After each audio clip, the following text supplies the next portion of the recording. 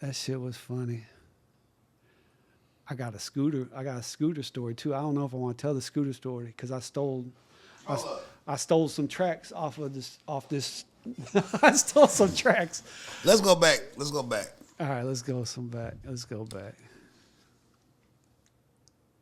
Cause we gotta make sure that's crazy. Let's go back.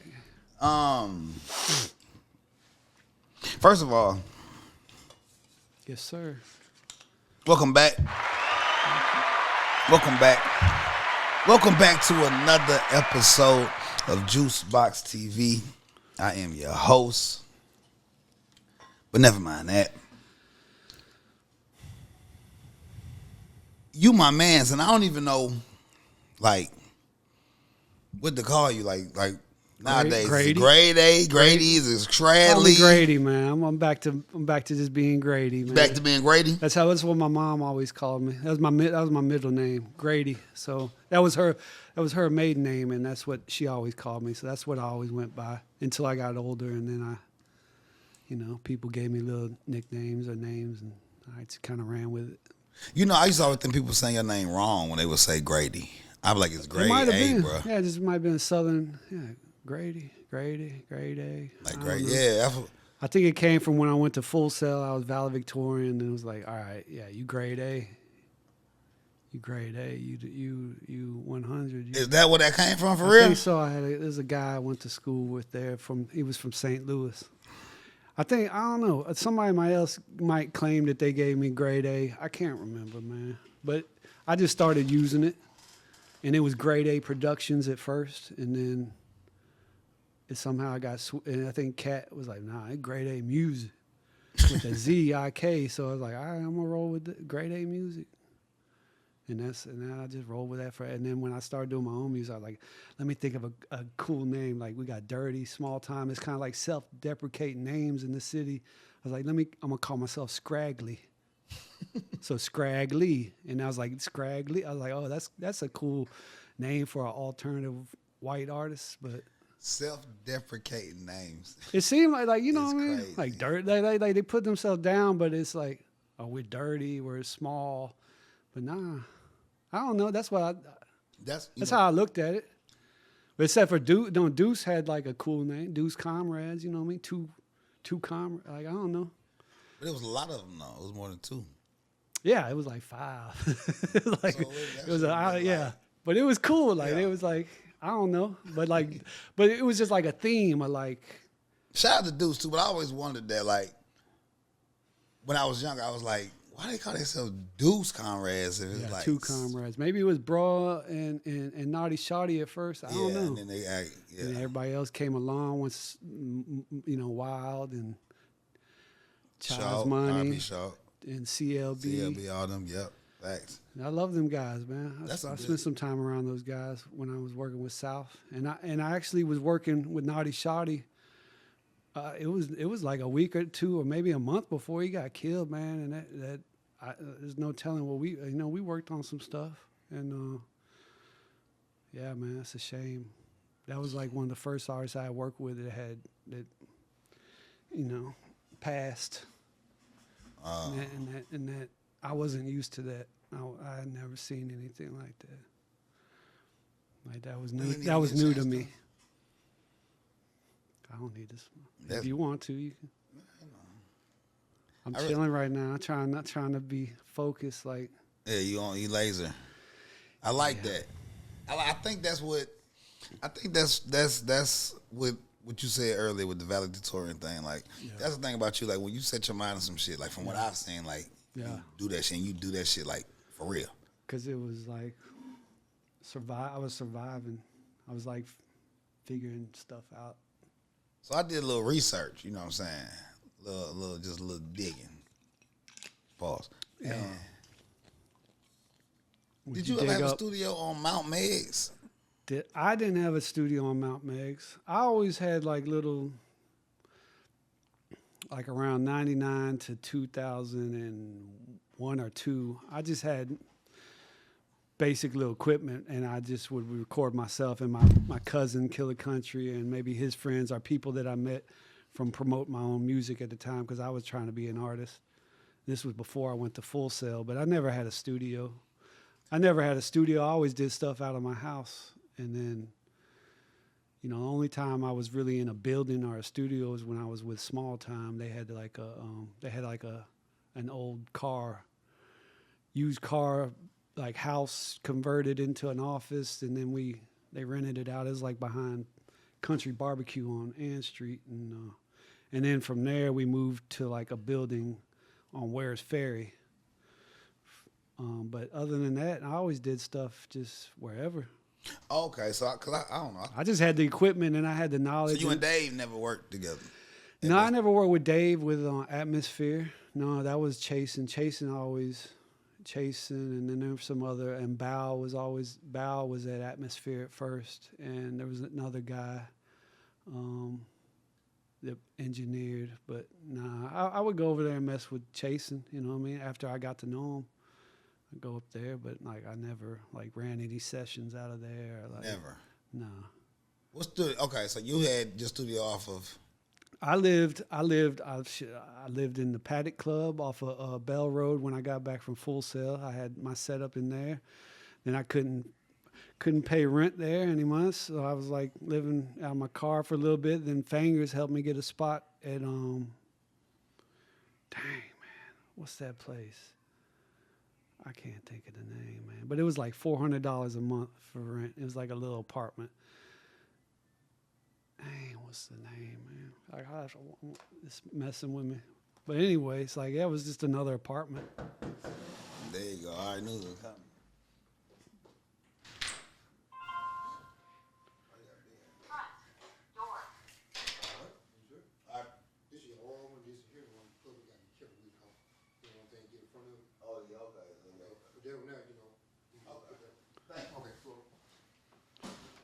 Monticello. All right, thank you. Yeah, the Monticello apartment.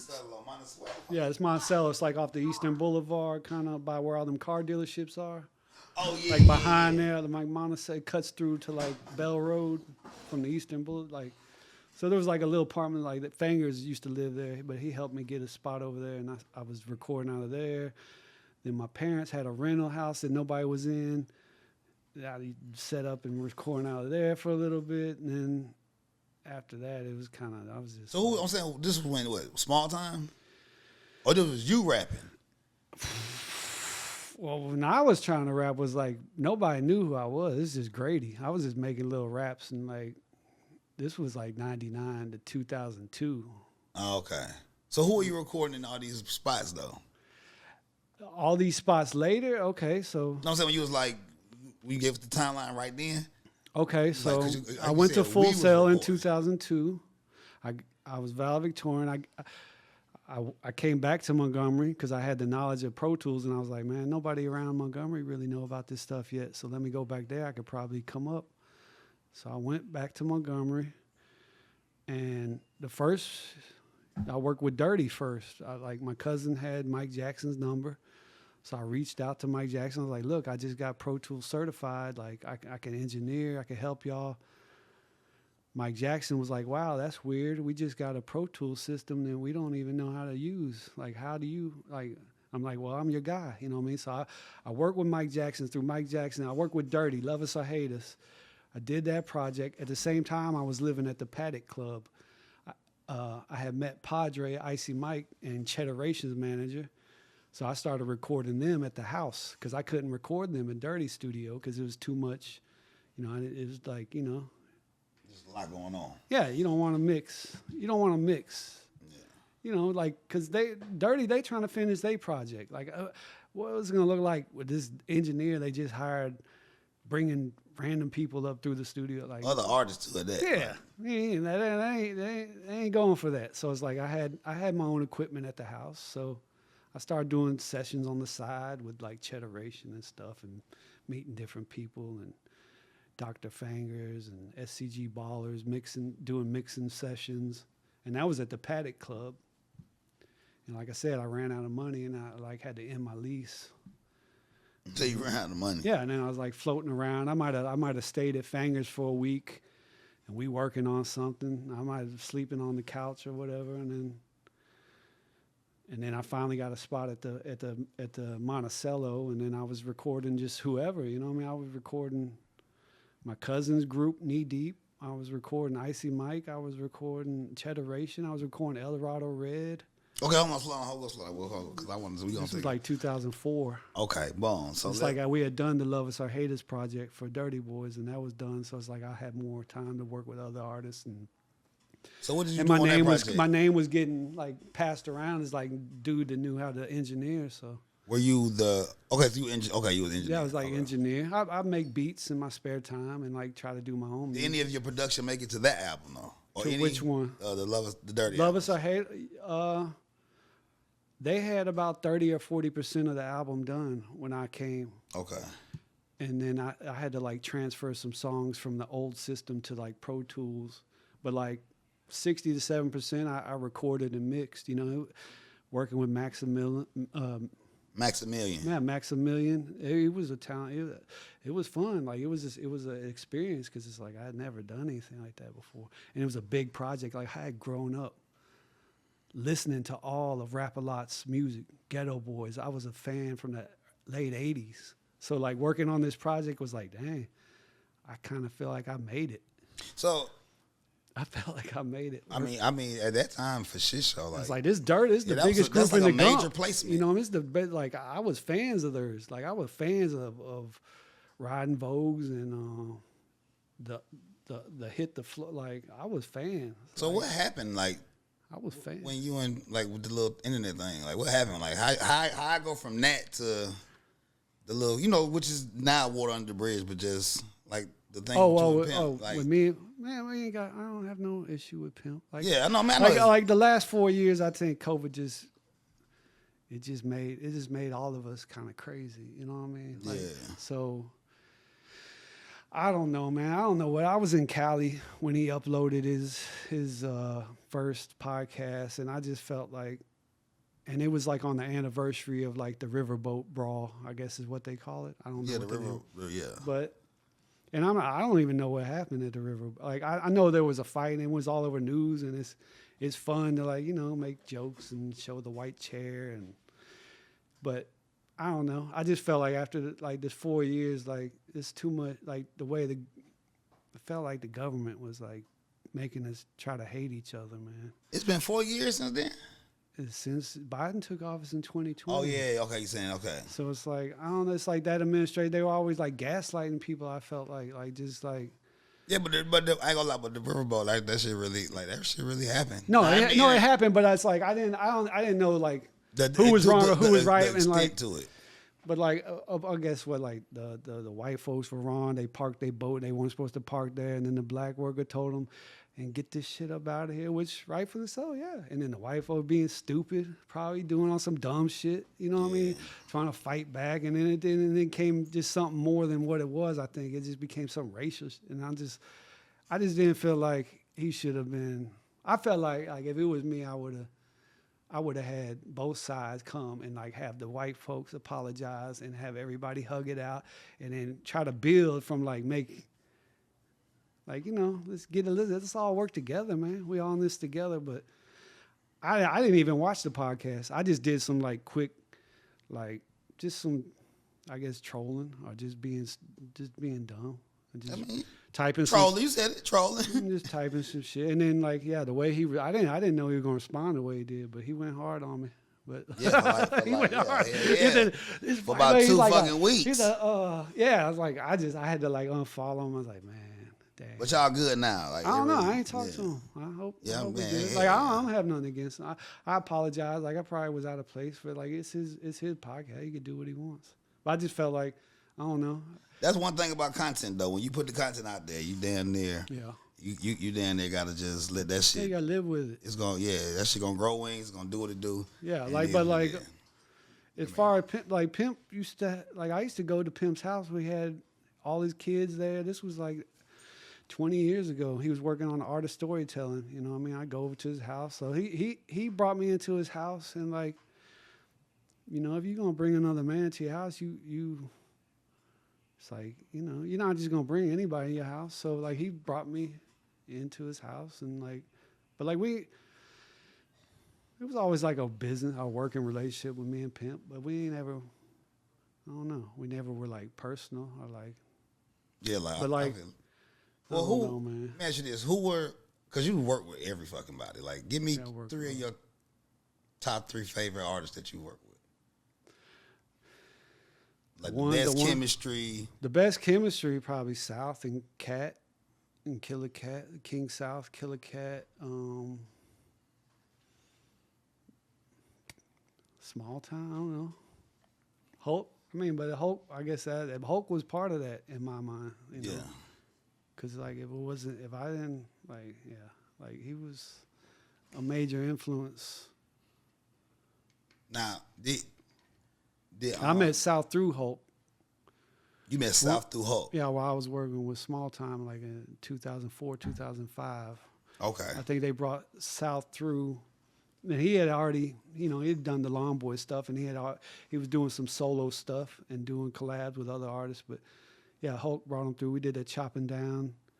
Shout out to Drew. Little Drew made the beat. You know, I took credit for it, which I probably shouldn't have. But at the time, I was trying to make a name for it. So I was like, I was doing little stuff like that. Like, yeah, man. Like I don't know. Like I'm saying it now. I'm admitting it now. But yeah, but I mean, I was still right there while Drew was making the beat, and I was helping. You know what I mean? But so you co-produced the beat. Yeah. But you say fuck it and took all the credit. Yeah, I took all. But Drew had got locked up.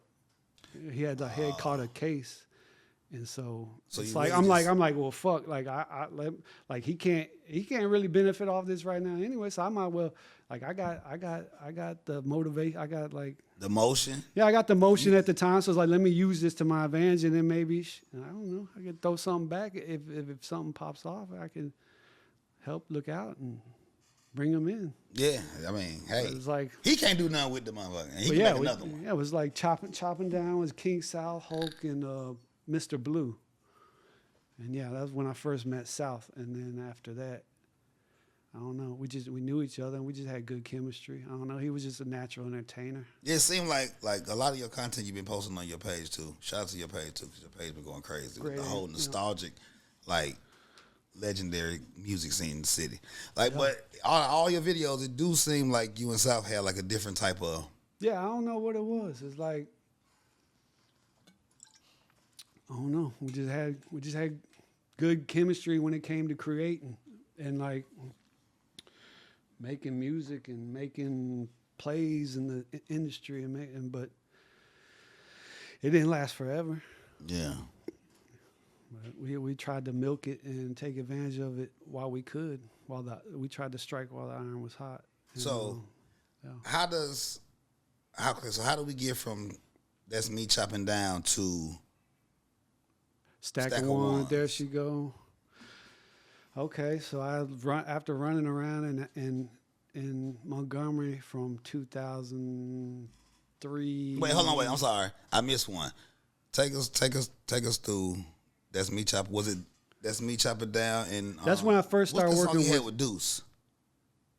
She wrote. She rolling. Wasn't it Chopping Down then? Or give me the order of those songs. Man, I can't remember the exact order, but it was all kind of within the same time frame. Okay. It was like everybody was just working, and that's why South. You know, he was working with other folks, so his name in the city was heating up. You know, so it's like, for me, I always try to work with the top people in the city. Whoever had the most motion, I felt like if I could get in and be a part of that, then that's gonna make me look good. So when I started seeing South's rise or he like, man, I need to work with him. We need to do something together. So we like, but when we started working together, it's like stuff started happening. But you know, it got to a point to where I had peaked out in Montgomery. Like, I had worked with everybody in the city for the most part.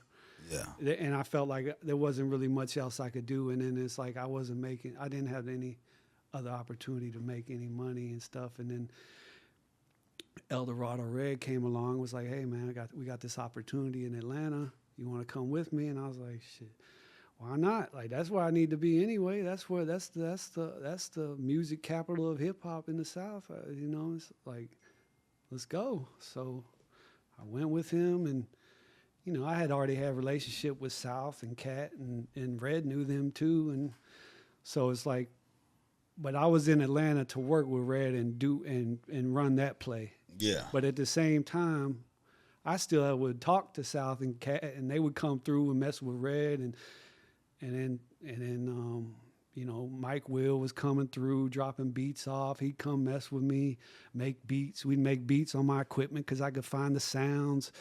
I could find like a piano sound, or I could load up knew where certain drum sounds were. And yeah, and then that's how that stack of ones came about. Like, you know, Mike laid, you know, we laid the beat. And then I think South and Cat came through to the condo where Red was at, and then, you know, it's like I said, South's name was heating, and then it just like that, just booty shaking was like what he needed to like take him over the top, and that's what it did. And but it was, you know, it was Red's song. They rolled with the raw mix at first, and then like once I think Red saw the motion it was getting, he went ahead and paid for it to get mixed and mastered at Patchwork with Mike, and I got video of that when we were in there.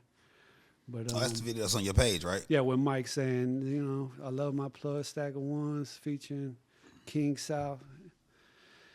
But yeah, so from there, then Mike also produced that There She Go beat. Yeah. So and then that Like was what happened with like that was it. Like why- after Stack that, of South was Ones out of here. Never got a video. Like why like how I saw that big with those three hitters on it, and Mike Will made it. Like we never got a video visual. Like It was just because there's so much going on at the time. You know, I mean, it was. You know, if you know the song, it's South song.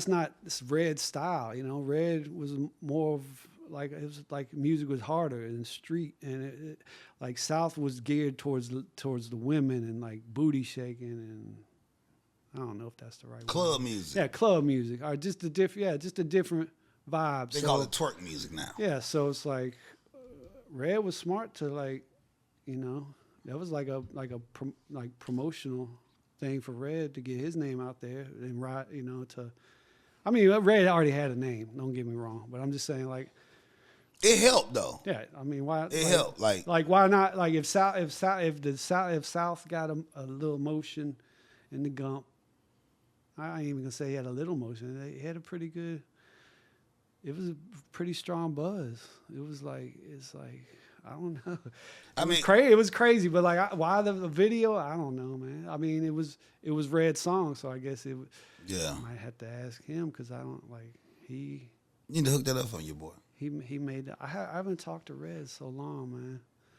Like I got all the respect in the world for him. Like without him, I would have never had opportunity to go to Atlanta, and I met people in Atlanta while I was there that helped me in my career. But I met Red through Dr. Fangers, and I met Dr. Fangers through B. Miller. I met B. Miller through Mike Jackson. I met Mike Jackson through my cousin, Killer Country. So it's like, it's crazy how stuff works, and then it's just like, you know, you just got to network. But yeah, no, it was an interesting time. And then South performed at DJ Frank White's birthday party, and Farnsworth Bentley was there. Yeah, I remember that one. And that was at front. That was at the Front Street. Yeah. Yep. Wait. No, that Big Boys. No, where you go north to Prattville, right there. They were on the interstate. What was that club called? Club Lakos? Lakos, yeah, Lakos. I think it was Club Lakos. They changed the Big Boys later. That's what it was. And so so that was a big look for South. Then Greg Street wanted to sign him. Coach K wanted to sign him. There's this dude that was on. Something like where we're getting calls from everybody. We're getting calls from people up in New York. Everybody, it was going down, and then I don't know. Like after South had a meeting with Coach, it's like the vibe changed between me and South. I don't know what happened. I don't know if he got a check, or I don't know, but it was just like I was just like, man, what am I doing? You know what I mean? Like. If I'm sitting here filming all this content, putting all this work in, driving around, recording, Like, damn, y'all ain't include me. Like, I was like, all right, I'm gonna move on. I'm gonna go to the next thing. I'm gonna go to the next. Try to find a perfect situation for me. Cause this ain't like, yeah, we did what we did, but it didn't translate to where it was. I wasn't eating off of it like that. Like at all though? Not for real. Not for real. Nah, not at all. For real, not for. I mean, maybe the attention. Yeah. And I mean, maybe South may buy me something to eat. Like, give me a happy. Give me a happy long meal. money? Like, huh? This was after Long Money. Okay, well, let's go. Let's backpedal that though. The Long Money era was like from the end of 2004 to like 2006, maybe. Like a year or two. Okay. Then that's all the time it was? It wasn't that long. It's like y'all did a lot of shit in a short period of time. Yeah, we did. Yeah, like when I first started working for him, it was around this time, the end of 2004, because I remember Christmas Eve being in the studio and Christmas Day being in the studio. Y'all dedicated to the motherfucker. Yeah, and it was always like Jungle come through, lay his verse, Dirty come through, lay his verse, Hulk come through. Cat and Hulk were probably mostly always there. Yeah. Either one of them two were always there. And then, Dirty and Jungle would pull up, when they needed. But it was like Hulk and Cat's move, you know what I mean, with Blue. And then T was like the one that's supposed to be funding everything. Yeah. And then we brought in Reggie Rich, and then they brought in Reggie Rich to run everything. I remember Reggie. And then if you ask some people, they say that's the reason why it failed. I mean, I remember that part R.I.P. to too. Reggie, you know what I mean? No disrespect R.I.P. to the Reggie. dead, but, like, it was just, as the time went on, it just fell apart. Like, because it was like, all right, I'll come work with y'all. I'll set up my equipment, and I'll record nonstop. I'll be there all the time. I just need, like, what, $300-$400 a week just to, I could get something to eat and lay my head somewhere. But after a while, it's like that stopped working. But, yeah, we did a bunch of recording nonstop. We did, like, I don't know, we did like a mixtape, and we did like Music and Bullets was supposed to be one, and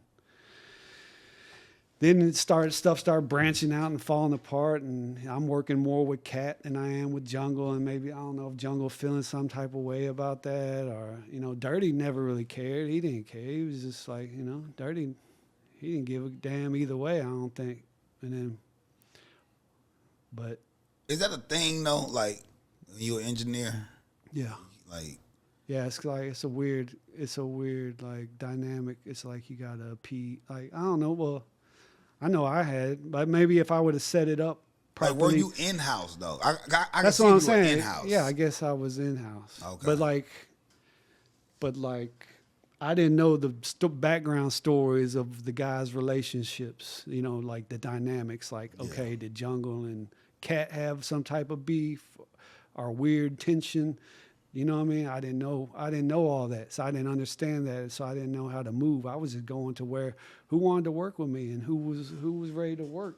Like, and that's what I did. I just went with whoever was screaming the loudest, and whoever was like, Cat was always there ready to work and lay a verse, lay a hook.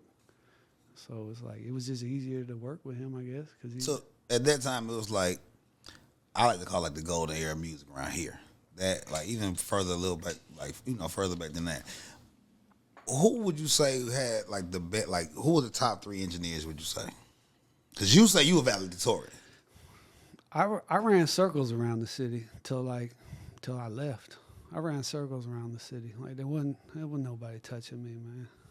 Period. Like, I just had the juice. I had the knowledge.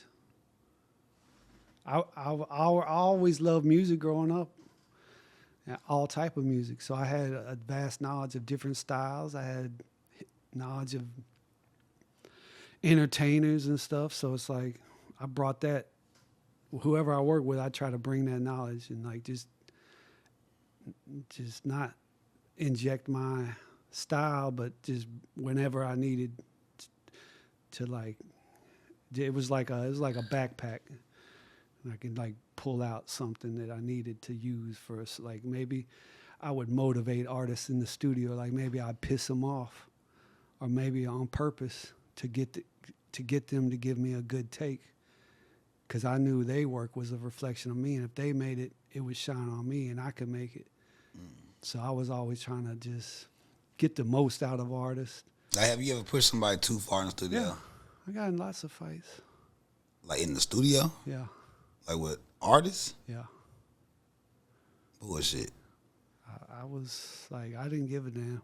I didn't care because like I felt like, shit, what else am I gonna do? I'm gonna go back to plumbing, being a plumber. Shit. I'd rather die chasing my dream than freaking.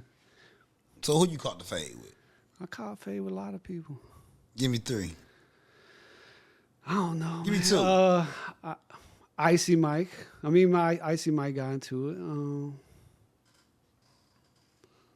I don't know. I don't want to mention too many names, man. But like, it happened. I mean, but it happened at the time of like. It happened. It was just because it was like just the tension's high. Like we ain't tension's high. And you pushing, like you trolling, bro. You been a troll, bro. I've been a troll, but I'm pushing. But I'm like, I don't know. It's just like, what are we doing?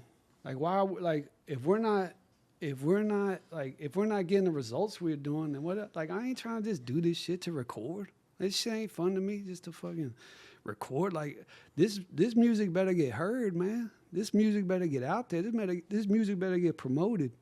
I'm not sacrificing my time and energy because I wasn't really. I mean, I was getting a little bit of money, but it wasn't. It's like I was pushing. Like I was like, yeah, like shit. It's somebody that you pushed that was like, hold the fuck up, bro. I'm sure they are. I'll let them tell the story. But who I need to go talk to about the time when you push somebody? But I was okay. I'm saying who version of the story I need to go get. What I'm saying. I got into it with South. I got into it with Icy. Just in the me and Red always used to butt heads for some reason. Like we never really had that chemistry where we got along. Wait, did you ever work with Doe? Doe, I did work with Doe. It was like around 2011 or 12. Hulk hit me up and he told me he got an artist that he wanted me to.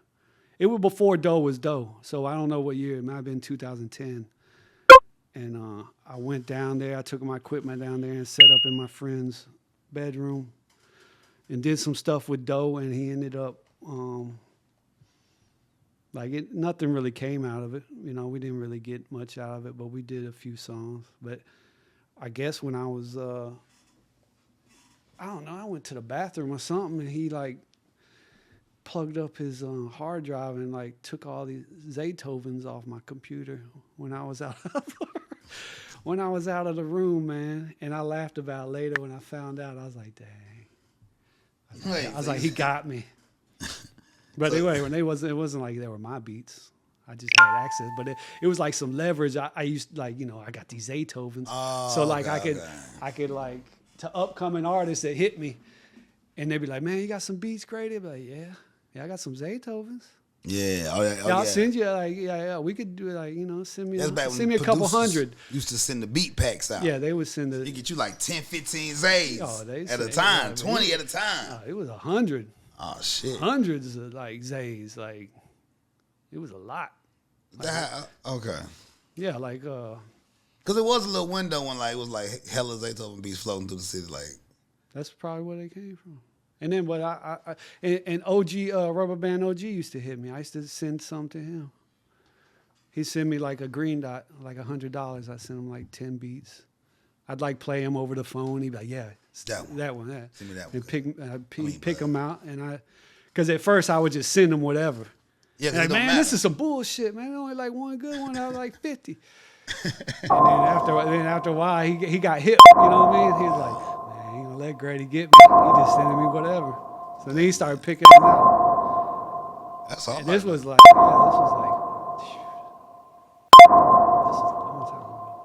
It's like over 10 years ago. But as far as like recording though, you ain't never. What, me and Robert? Nah. Oh, you and me and Doe. OG? Doe, yeah, I recorded them. Oh, you did? Yeah, I still, like, I don't know if I still have the sessions because I got a bunch of broken hard drives. But, yeah, no, we worked together. It was like a day. It was like a night. It was like one set. I came to the city with my equipment. Hulk brought Doe to the house where I was at. We recorded. And then that was it. And I think at the time, me and Matt, my Empire, like that's who I was staying with in Atlanta. We had gotten into it, so that's why I came down. But then, like, we made up, and he like needed me to help him with the CD stuff. So it's like, I went right back because like I wasn't trying to be in Alabama at that time because I was like, hell no. Like there wasn't no opportunities for real. I mean, I guess like I might be dead if I stayed around here. Yeah, I probably would have overdosed on something, or maybe got shot. I don't know. They pissed off the Roma. Probably not got shot though. Getting shot is wild. But you was pissing these rappers off in the fucking studio. I mean, not on purpose. But I was just pushing them. I was pushing them to be the best. And some people can take it and some people can't. Yeah. And they probably looking at me like, who the hell are you to tell me how to sound? White boy. Like long hair. White boy. And I don't think I had short hair. Yeah, you know, who the hell are you? You don't know about hip hop. You don't know about freaking black culture. Who are you? I know. So what would you say to somebody that say that though? Like, with you being well versed and all that, like you like I know, but for somebody who wouldn't know. I grew up with hip hop. I grew up consuming hip hop my entire life. I moved around. I saw how hip hop influenced the world in different cultures in different areas. So I felt like, who better? I'm the one that these record labels have been marketing to the last 20 years. The white kid in middle America spending their allowance money on hip hop records. Why wouldn't I know what was right or what was wrong or what sounded good and what didn't? I've been entertained by this music and this culture. I was a consumer. I loved hip hop. It's like I saw it grow from the beginning. Like I was born in the middle of 70s, 76.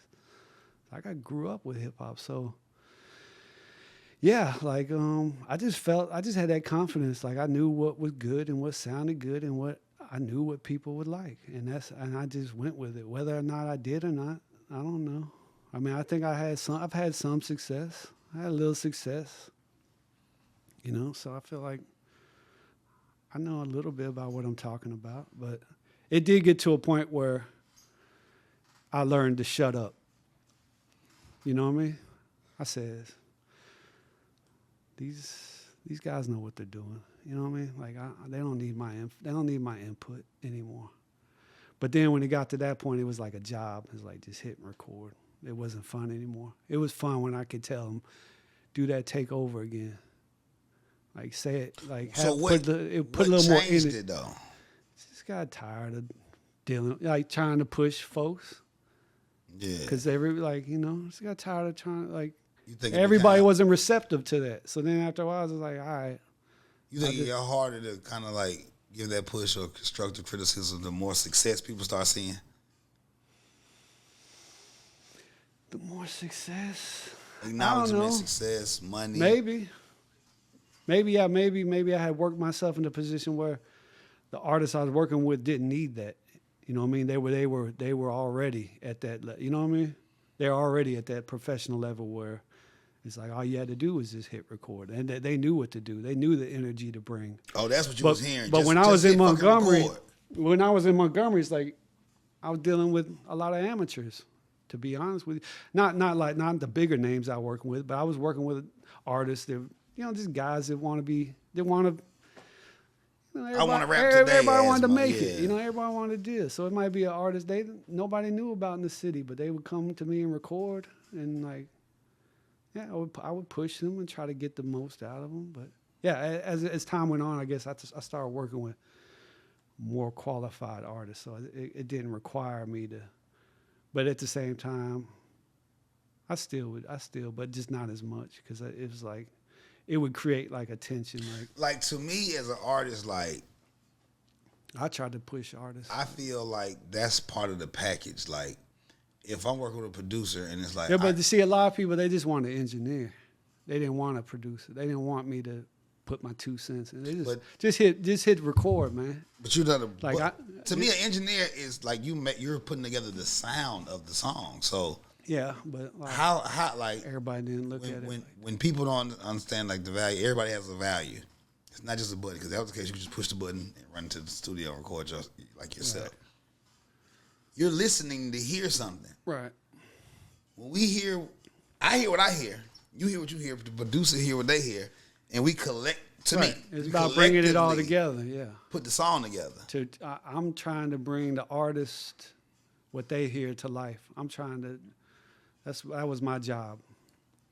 But sometimes, like I said, artists, I didn't. I don't know, they might be a little bit too high or tired, or I don't know, like they dealing with something with their girlfriend pissing them off, and I had to like get them in a better mood or something so they could like it was like a therapy session a lot of times. Yeah. It was like a therapy session, like dealing with artists, like sensitive people ever. Period. Man, and then you gotta deal with that too. It's like when they put they all into something, and then you tell them that wasn't it. That's not good. That's not a good take. That don't sound good. Do it like again. Do it again. Or like that. Yeah, it don't sound good. Do it again. That shit ass, bro. Yeah. Like that ain't it. And then like everybody can't handle that, and nobody like you gotta be able to take constructive criticism and like. But like I said, like some artists I had good chemistry with, they wanted my input, but then some.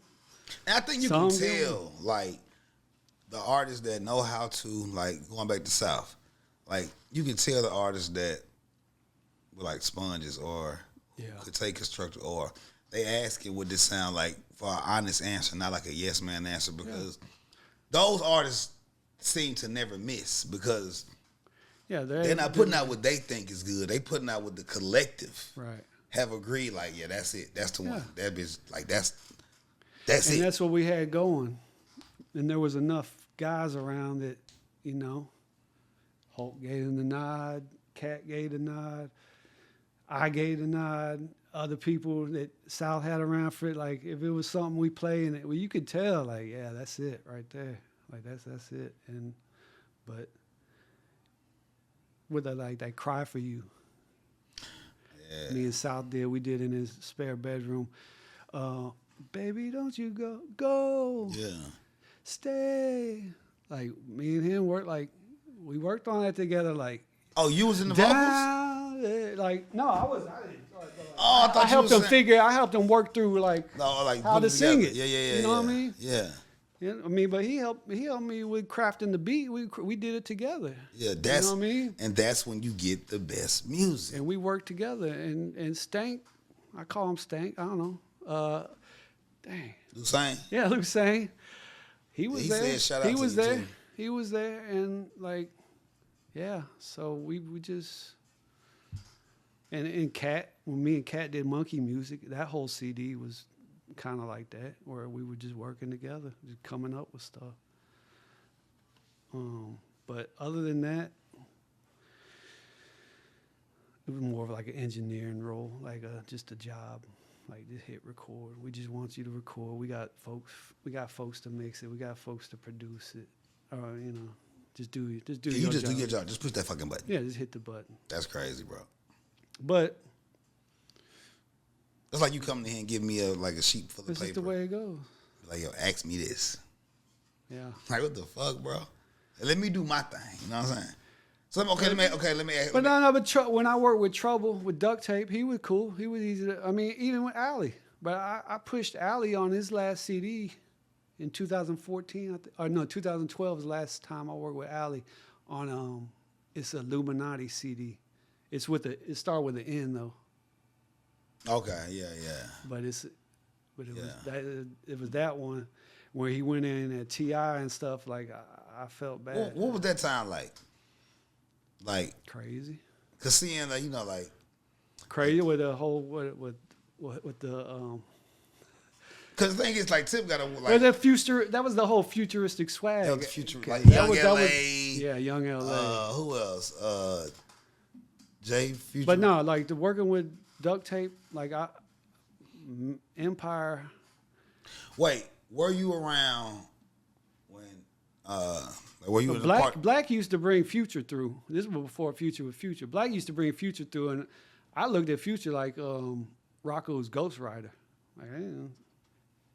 How they used to? Okay, never mind. I was like, that's How they used to do that's Rocco's Ghost Rider. Yeah, Black used to bring him through the spot all the time.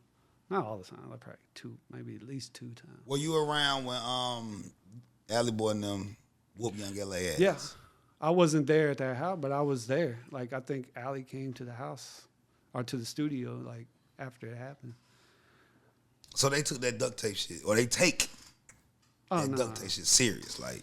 Cause I don't even think he had a duct tape tattoo. He just had a duck. Oh well, yeah. Well, see, It was like that was like a mighty duck tattoo or something. That was just like the beginning of the whole and like filming stuff and like going viral and world star, and so I really don't, man. Okay, the thing about I don't understand the motivation behind it, but they were doing it. It was like a stunt. You know what I mean? It was a stunt. So you don't think it was about the Because he got the duct tape on his face? Yeah, because that's what they put on. That's what it was. It was like you got that duck on your face. That duck, like you can't have it on your face. That was just the excuse. Then he put he covered it up with something. I don't remember what it was. Covered but I know. up with the big LA. Oh yeah, the big LA. That was crazy. That was like some jail shit. Like But nah, yeah, no. that was some jail shit. Like cover that shit up. Allie's real, man. Like. And him and Rado was real. Yeah, they knew each other. I think outside of like. So you didn't. Connect I was always like kind of like somehow I was like always like in the middle of like I don't know. Like you just there. You just find your way always in like. Yeah, I was like they knew each other, but like I didn't meet Allie through Red, and I didn't meet Red through Allie. It's like they knew each other outside of it. Like I worked with Red first. And then when that kind of fizzled out, I was like back and forth from Atlanta to Alabama. And then when me and South were going back and forth, me and South would go to Atlanta to buy weed, and he'd get clothes from Atlanta for shows. And while we were there, I would try to network with people that I had known, that I had met while I was there before. And, that's how I met Empire. He took a liking to us. But when you say Empire Mixtapes, you mean Empire. Okay. Empire Mixtapes. He Empire Mixtape. He put out Wayne when Wayne was like fuck the DJs because somebody stole his music before he was about to drop The Drought Is Over or something. Somebody stole his music and released it. That was Empire. Empire released his music before it was released. Like he had got a hold of it somehow, and he put it out on mixtapes and went stupid and pressed up like 40,000 copies, and like that was when mixtapes were selling for like $3 a piece wholesale. Yeah. So he made a killing, and like he was in New York at the time. But yeah, Empire Mixtapes, So walk us through that. How did you get involved with Empire Mixtapes? Because from going back and forth to Atlanta, I met Empire when I was with South, and then it's just like, just back and forth. I was pretty much living out of my car and just had my equipment. And Empire took a liking to us. And then, like, I don't know, there was and then I was working with Peel. Peel, he was freshman of the year. He was on the cover of. He was MMG? Yeah, MMG. Okay. I produced Peel's 2 first singles, Trap Going Ham and Okayed In. And I met Peel through Yellow Wolf, but. Anyway, it's always somebody else you meet. Somebody. So wait, you was fucking with Yellow Wolf at one point? Yeah. Yeah, because you kind of got Yellow Wolf swag. He stole my swag. He stole my swag, man. Come on, man. This was MySpace days. I was #1 in the state for alternative artists, Scraggly. And and he was up there too. So then when I was in Atlanta. And I saw he had a show in this. I went up there and I like talked to. I like, what's up, man? I'm Scraggly. I'm from Alabama, man. Let's work together or whatnot. Let's do something. So we try to do something. We try to work together, but the chemistry was never there. Where is Yellow Wolf from? He's from Gadsden, I think. Gadsden, okay. Yeah, I think he's from right Gadsden. now. If But he was in Atlanta fucking with the dude. What's it? KP from. It was behind Out. Was it KP behind Out? It was somebody. Somebody. So he had motion. You know what I mean? He had motion. Yeah, because he signed with Eminem and some more shit. Yeah, later on. But yeah, no, I tried to work with him, but he saw. I guess we both saw that it wasn't working. So he was like, "I got this dude you could work with, Pill." Yeah. And White Boy D ended up managing Trouble later on. But I think y'all realized that y'all was like the same person because you look like I can type this video. Yellow Wolf interview. Yeah, but nah, two like different videos, like two different videos. The difference is I was producing and engineering my own stuff, and like that a shot. Not really. Who you think would have had the best verse if y'all would have did something though? But I wasn't trying to be a rapper at that. Like I had seen like no offense to any white guys that rap, but I always thought like after a while, like I was like, man, this white rapper stuff is kind of corny. Like ain't nobody really like for real. Like it's just like. Even Eminem, like I never like I can respect and appreciate it, but it's like I'm not buying T-shirts and going to concerts like that with him. Like you know what I mean? Like I don't know, it just was like something about it. And so it's like I started trying to do like a different like alternative type of style with but still kind of have some hip hop, maybe 808 or something.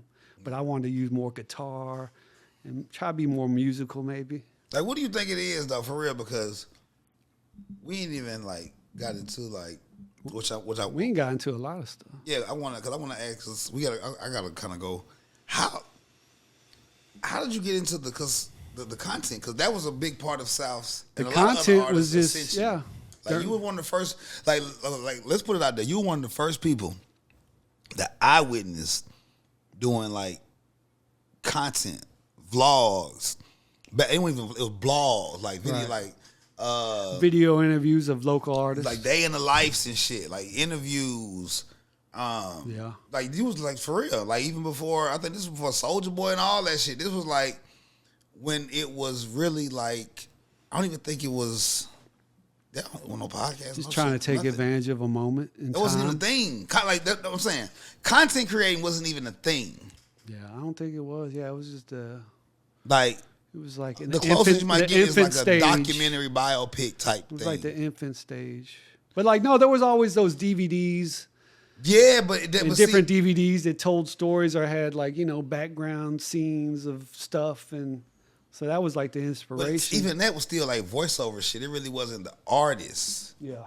Like somebody telling a story. Like what the fuck made you say I'm gonna get the camera and I'm gonna document this shit because one day this shit gonna Wavy be history. Tavy had got me a little camera. Wavy Tavy, while I was working with Red, Wavy Tavy was around and Wavy and Tave got me a little camera. He's like, here, film some stuff. But I don't know where the interview part came from. Like, I think I don't know, man. I don't know if somebody suggested it or it just was like, it just felt like right at the time to just start interviewing people and making videos. So it's like, I had a lot of free time. Like I was just back and forth and then it's like. Cause you got some legendary, you got the Last Mr. Big. Last Mr. Big was like the most viewed. Is that the most viral? They're the most viewed. I got Rich Boy. See, now I try to hit every. You was going to the hood. Yeah. So my question to you is, how was it? I went to shout out to King David. King David had all the connects down in Mobile. Oh yeah, roach spray dude. Yeah, roach spray, gold grills. Yeah. He does grills. That's crazy. But yeah, no, me and David always had a good relationship. How was it being like cool, dude? Did you ever run into a situation being like where it was the white guy showing to the hood with a camera? Yeah. And I always felt like DVD, damn, bro. do I need to watch my back? But no, I always felt safe, man. Like everybody was cool, man. And I think growing up, moving around with like a military, that helped me like to be like to like see humans for what they are, not what they look like. Yeah. And that helped. See, me knowing that side of you, I knew when that thing happened on the internet about I knew you was trolling. Also know like hell no, like bro, like that. Yeah, like but it was just easy the last 4 years. Check out his exes. It's easy the last 4 to call white people racist like that because they made everybody they like push that narrative like the America's biggest threat to America is white supremacy. Like, huh? Bro, I'm 50. I ain't ever seen a Klan man. I ain't ever seen a skinhead. I haven't been invited to any type of rally, a secret meeting to discuss the demise of black people ever. So they would definitely call you. Cause you know you've been with us forever. Like, you know what I'm saying? Like they call me the N-word. They say you're not even white. Yeah, like I didn't know you was. You're not white, Grady. I didn't know you was white until right now. Like I just found out you was. I thought you was light skinned in the motherfucker, bro. And it's wintertime, so you know light skinned people get lighter in the winter. I just got soul, man. I got soul. Like I care for people. I don't buy into all that racism stuff, man. Like especially like I really bought into the MLK message of judge a man by his content of his heart. You know, man, the character, not his skin color. Like I bought into that. Like you couldn't help but to buy into that. Like being from Montgomery, but I also was able to move around. Like I lived in Korea, I lived in Texas, Northern Virginia. So I saw different walks of life, different cultures everywhere. So it's like, I didn't have time to judge, bro. I was like, I'm like just trying to live. And I don't know, like I never looked at, it wasn't until the last 4 years where they just like, they did a number on us, man. And I think COVID had a factor of that, but I don't know, man. Like, no, there were times I felt uncomfortable, no doubt. Bro, there was lots of times I felt uncomfortable. I felt like, damn, man, shit. Watch out. But like, cause like we go to clubs, we go to different things. And no, you was everywhere, bro. Stuff would pop off, bro. And like, I was thinking about something that happened. I was talking to Trey, DJ Trey. It was me, Trey. Shout out DJ Trey, too. Me, Trey, Hulk, and Bone. We went to some club to like, this was during the Long Money days. And we went to some club, man. We went in there. I don't know, we were like trying to get maybe the song we just recorded get played by the DJ or something. I don't know what we were there for.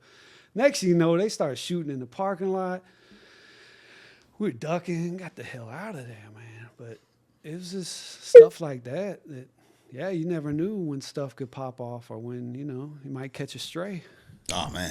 Might catch a stray. Shout out to Catch a Stray. And that was like the excitement of it, too. It was like, damn, I could die doing it. I was about to say, bro. I could die doing this. For like you to say that, it's like, bro. It's like bungee jumping or something. See, that's that white folks. Yeah, that's that white folks in you. That's that Caucasus like, Mountain. There go that caucus. That caucus. That old caucus mountain. Like, but see, that's fucking, they call it adrenaline junkie. Yeah. Like, because I was just going to say, bro, all your artists that you work close with.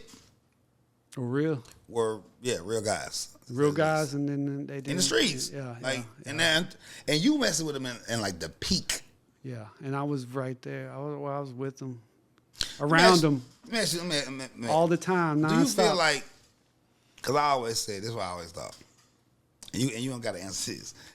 I've always felt like you came first, and I say that as far as like. Like you said, the white guy that aided, assisted, like you're a major figure, like in the and I don't mean no business shit, I don't mean no lawyer shit. I'm talking about you're in the not Scott Storch with the drug shit, but Scott Storch, like you're a chunk of our history would not have even happened had you not been there. Do you feel like you don't get credit? Like the first, like, cause you was really like the first, like you was like the Christopher Columbus. Well, that's a bad example, but you was, he was the first. I don't look at myself like that. You was the first, bro. You was the first guy. Chasing really was before me. Chasing made an impact before I did. As far as like white guys, like. And then, but Chasing kind of like. In the city, too. And then Frank, and then Trey. Well, Trey been around forever in the clubs. Talking about the DJ? Trey not white. Trey. What? Trey white? Yes. Oh, yeah, they like mixed. No, bro, Trey mixed. Nah, bro. He whiter than me, probably. DJ Trey white. He white, bro. Bro, listen to me. He white, and he been immersed to this day. Yeah. He been putting in work in like It's the haircut, bro. That fade so cold. Yeah, the hair. That's yo. Yeah, the line up, the beard. Yeah, I thought Trey was, bro. I thought Trey was mixed. I don't know, somewhere down the line he might have. Trey, damn, shout out to DJ But Trey. not, but Chasing was like my first big. I ain't gonna say target, but he was like my competition, because me Chasing was the other white producer. Yeah. Frank White was a DJ. Trey was a DJ. So there was 4 of us, 4 white guys, Yeah. 4 amigos. We knew each other. We cool. I mean, talked to each other. Well, I ain't talked. Y'all the real. I ain't talked to Chasing in a I be long asking time. about the Mount Rushmore music. Y'all the real. I'm gonna make that motherfucker. But we all had our Y'all the role, real Mount and we all had Rushmore. our position and like, but like Chasing, like I would hear like, you know, you don't know what Chasing Dreams is, like he white, right? He produced that SmallTyme, and like when I would hear it, like when I first would start, like I hear that, I'm like damn. Like, Hey, I was like, who is this guy? Like, I wanted to meet, and I met him, and I'm like, he got this long hair, got a little stutter. I'm like, I like this guy, man. This guy, like, I like this Shout guy. out to Hulk too. He on some bullshit. I'm gonna tell you why. Cause Hulk gave me that fucking question, bro. About what? About you had a studio. Oh, On on Mount Mount Mayo. No, I didn't. No, But there he was knew another. There was another white dude. That Nah, had, he knew that shit was I forget Chasing. his name. I think he knew it was It Chasing. wasn't even I thought Chasing. he said It it was was another Chasing. white dude. Chasing would go. He would go there and work, but no, it was another white dude. I Find forget out his Hulk trying name, to put me in man. the twist. I See forget if his I can- see if I name. can get out of it. But no, I even recorded with this dude. Yeah. When I was trying to do my music. You talk about. I know you talk about too. I forget his name, I know man. exactly you talking about. He got a studio. I ain't gonna say where his studio at, but yeah, I know you talking about. It's not Cope. Cope. No. It's not Cope Till. No, it ain't Cope. I knew Cope from back in Green Acre days. Yeah, that's why. That's why When was I gonna used say, to but I ain't wanna skateboard and stuff, he had a half pipe like Yeah, ramp, fucking a ramp. shooting He had a range in big the ass studio. half pipe in his fucking backyard. Yeah. The same house he had right now, Yeah. where he got the studio in. But yeah, That's crazy, bro. yeah, nah. Chasing, I miss you, man. Hit me up, dog. What happened? I don't know, man. Just get older and Just grow apart. You think when he found Jesus? I don't know. Nah, maybe I did something. Maybe I said something online. Maybe I trolled too hard and he took offense to it. Like, Or what maybe is it I'm- with you and fucking with people though? Like, don't seriously, know, like man. we're gonna have a real conversation. Like, I don't know. what I'm is it with you mad, and fucking man. with I'm people, bitter. bro? I'm Like, why bitter. do you be doing like what's up? I'm bitter. I'm bitter. I'm bitter. I'm mad. All that you- work I put in. That's why I just asked you. Do you feel like you get over? Okay, maybe I shouldn't say. Now, I don't feel like I think just I felt threw the white like guy on there. I just felt like it didn't work out. But I'm mad because I'm like, damn.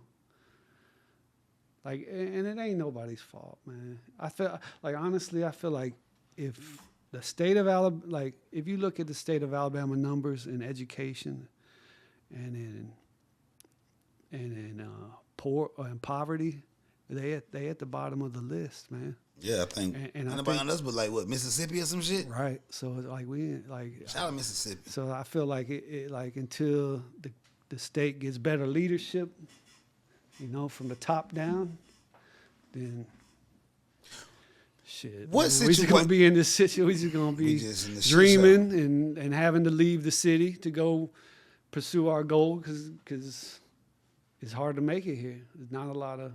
What situation do you think, if it was have been able to go all the way through, would have been like? What situation? Oh yeah, nah, okay, coach, come on.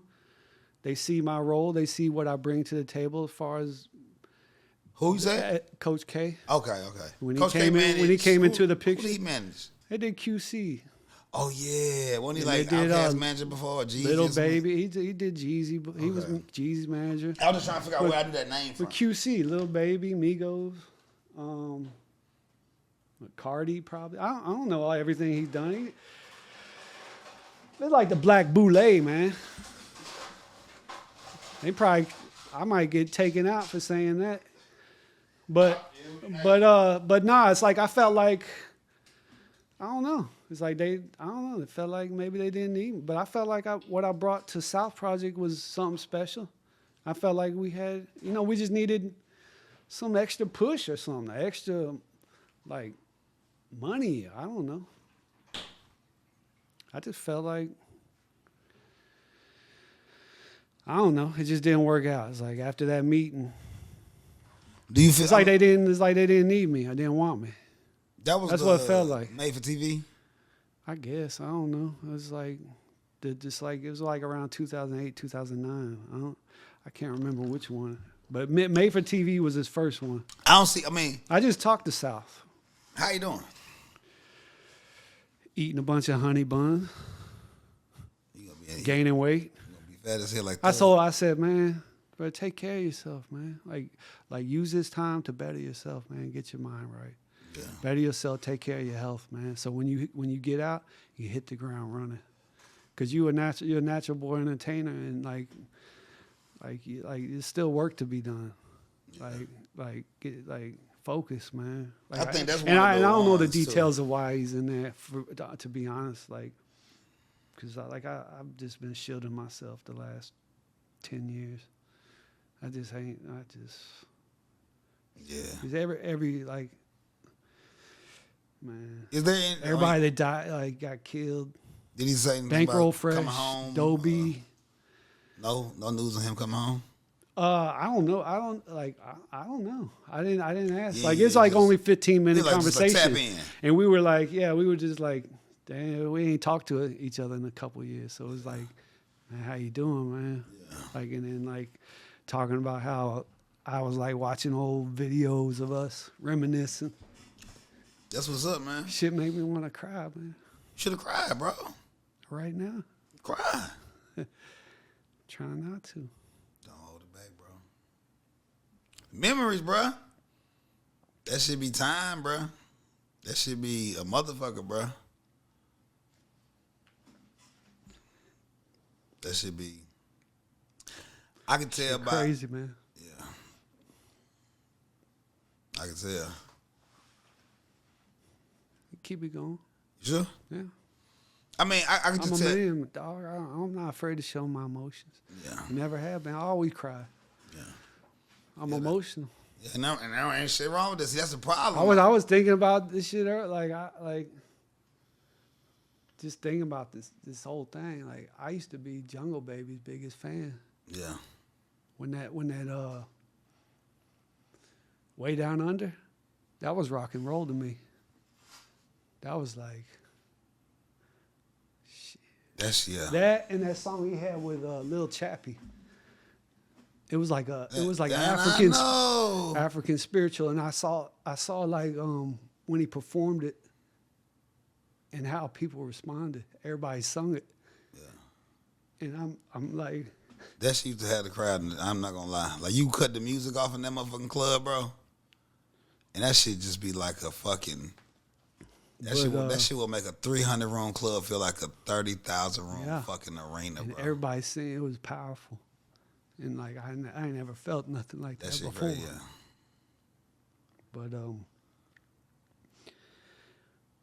I wish, I don't know. It's just like me and Jungle, we ain't click like that. Like, it's like I said, like I didn't know the dynamics behind it, but it's like, I don't know. It was just easier to work with Cat and Hulk. I don't know. It's like they were always there working. But like I wish me and Jungle were able to like work more together on like maybe like a project, a whole project. But maybe it wasn't supposed to be, because he's a special artist. You know what I mean? Like he's a different artist. But I was a big fan of his before I even met him. Shout out Jungle Baby, man. Yeah, like I would like them songs. Like I literally would like to me, I thought I know it's like a blues, like man, that Southern soul before it was even a thing. Before King George, before like when I heard listen, I was like, I was definitely probably a big Jungle just because his voice was so different. And it's like, I really couldn't put a like. Yeah, he had even that, on unique Certified, it's voice like, and energy. Yeah, even on his, It was rock and roll to me. I don't get mad because I got that clout now. Like, but it was like, I was like, dang, that ain't. And the crazy thing is when I met him, that's how he talk. So that's just how he. So that's just all him. That ain't Kid and Play. Yeah, that ain't like, Rakim. That ain't LL Cool That's what I'm J. saying. I never really. That was some like. I was confused. Like, Cause this ain't rap. This ain't just rapping. Like this is some different shit, bro. Yeah, no, it was. I loved it, and that, you know. But Cat that had was that a special same. time. Cat had that same thing too, though. Like to me, his Cat had more of a melodic a tone. finesse. Yeah, like he knew how to play with his voice before. Yeah, but Jungle to me was more soulful. Oh yeah, for sure. But like, yeah, no, Cat. Now Cat Jungle was dope. like for real. Jungle, like to me, he was the closest thing I would put on the level of like a Andre 3000. Like, how do you categorize? Yeah, he was this better shit? than Andre 3000 to me. He was punk rock. No, I mean. No, his I know, style and everything. Punk gets a bad word, but like punk rock to me No, we was know- like we know what I just mean. like being rebellious and like a rebellious Like sound. Hulk called us What do you corny call it? nerd. Yeah. We nerds. Like Yeah. punk rock is just the nerdy. That's what like we like. just- yeah, like the bro. Like the hip like You know, it ain't like grunge. yeah, it was like that's what it was to me, It was just grunge. and that's what I liked about him. And like, but like I said, we I could didn't. definitely see him doing like a rock and roll. Even when I album. worked with Small, like yeah, we worked a little bit, but it like I wish like maybe we. Put that shit together. But nah, we never just had the chemistry. It's like I said, like, and it ain't worth forcing it. You know what I mean? Like, that's the thing. Like, you don't want to be something that's forced. You want to be something that's natural. And then it's gonna come. It's gonna come out through the speak. Like you're gonna hear it. yeah. It's gonna like. But But the shit that y'all did do, look what it did do though. no, it was cool. Like we did. I can't remember this. Like it was a Music and Bullets. He had some verses on there and songs. But yeah, man, that shit was That wild, goes. man. Listen, bro. But I love that time though, because it's like I was That- nobody, bro. I was a plumber. Go back to I'm making $200 a week. Like so, it's when a like motherfucker wasn't asks, "Who is this motherfucking long haired white boy?" You see that passion right there of just the yeah. that because people don't understand this is this your first? Like I've never seen a Greta interview. It's my first sit down. So imagine you running 20 years back. Yeah. And we've been recording for an hour and 11 minutes. Imagine you speedballing through 20 years in an hour. Crazy. It's been a wild ride. If you didn't show any type of emotion, I would have thought you was a fucking culture vulture industry plant. Yeah. Like Nah, if I you wouldn't- your story is so tied into the biggest stories. Well, the one way I'm talking about, not just here. Like, and we ain't even done because it's like Future True Story. I was ghost DJ for Empire Mixtapes from like 2010 to 2014. So we did the Rich Kids, we did Scooter, we did Rocco De Niro, Empire Mixtapes, and I was responsible for lining up the songs, executive producing, basically. and putting the drops in the Empire at the right times, and so yeah, I did that. Did So that. I could have called you. I got an Empire joint. I mean, I still got the drops, but yeah, you could have. Like I did. I might need one We just did- for old time's sake. Fuck that. I'm gonna go see how you just. We me did, and you gonna do a mixtape, and I need Empire drops on I that. did the motherfucker. Empire. We did Empire CDs for a lot of artists from Henny. We did Henny 3 times. We did. Shout out to Henny. We did. People, when I had my beer, they used to mistake There's us. a guy named Chaz Money. Not Chaz Money. Man, damn, he gonna hate me for this too. Nah, let's just say the Black Sosa. I think it's just, Montana Black Montana. No, Black Sosa. It was no. It was A Black Montana from Birmingham. Well, there was like what I mean. I was always trying to put people on. Do you still have the drops now? I have the drops, but it's like I just want to hear my music with the drops because I always wanted one. I heard myself on the Gangster Grill. I just want to hear. I don't know. Let's see. You want me to play them? Yeah, let me hear one of the Empire mixtapes. Where'd you find that, man? All that I need I need that. Cause didn't it go through a phase like you were working like then you like So Empire took me in. He wasn't doing mixtapes at the time, but he slowly started back, and like he gave me opportunity. He gave me like a little a couple dollars to help him pack CDs. And as the years went on, he gave me more and more responsibility. wait, so y'all used to pack them CDs by hand? Like Yeah. the jewel case, insert, CD. We would press up 5,000 covers for each title we would do 20 titles every month. So that's 100,000.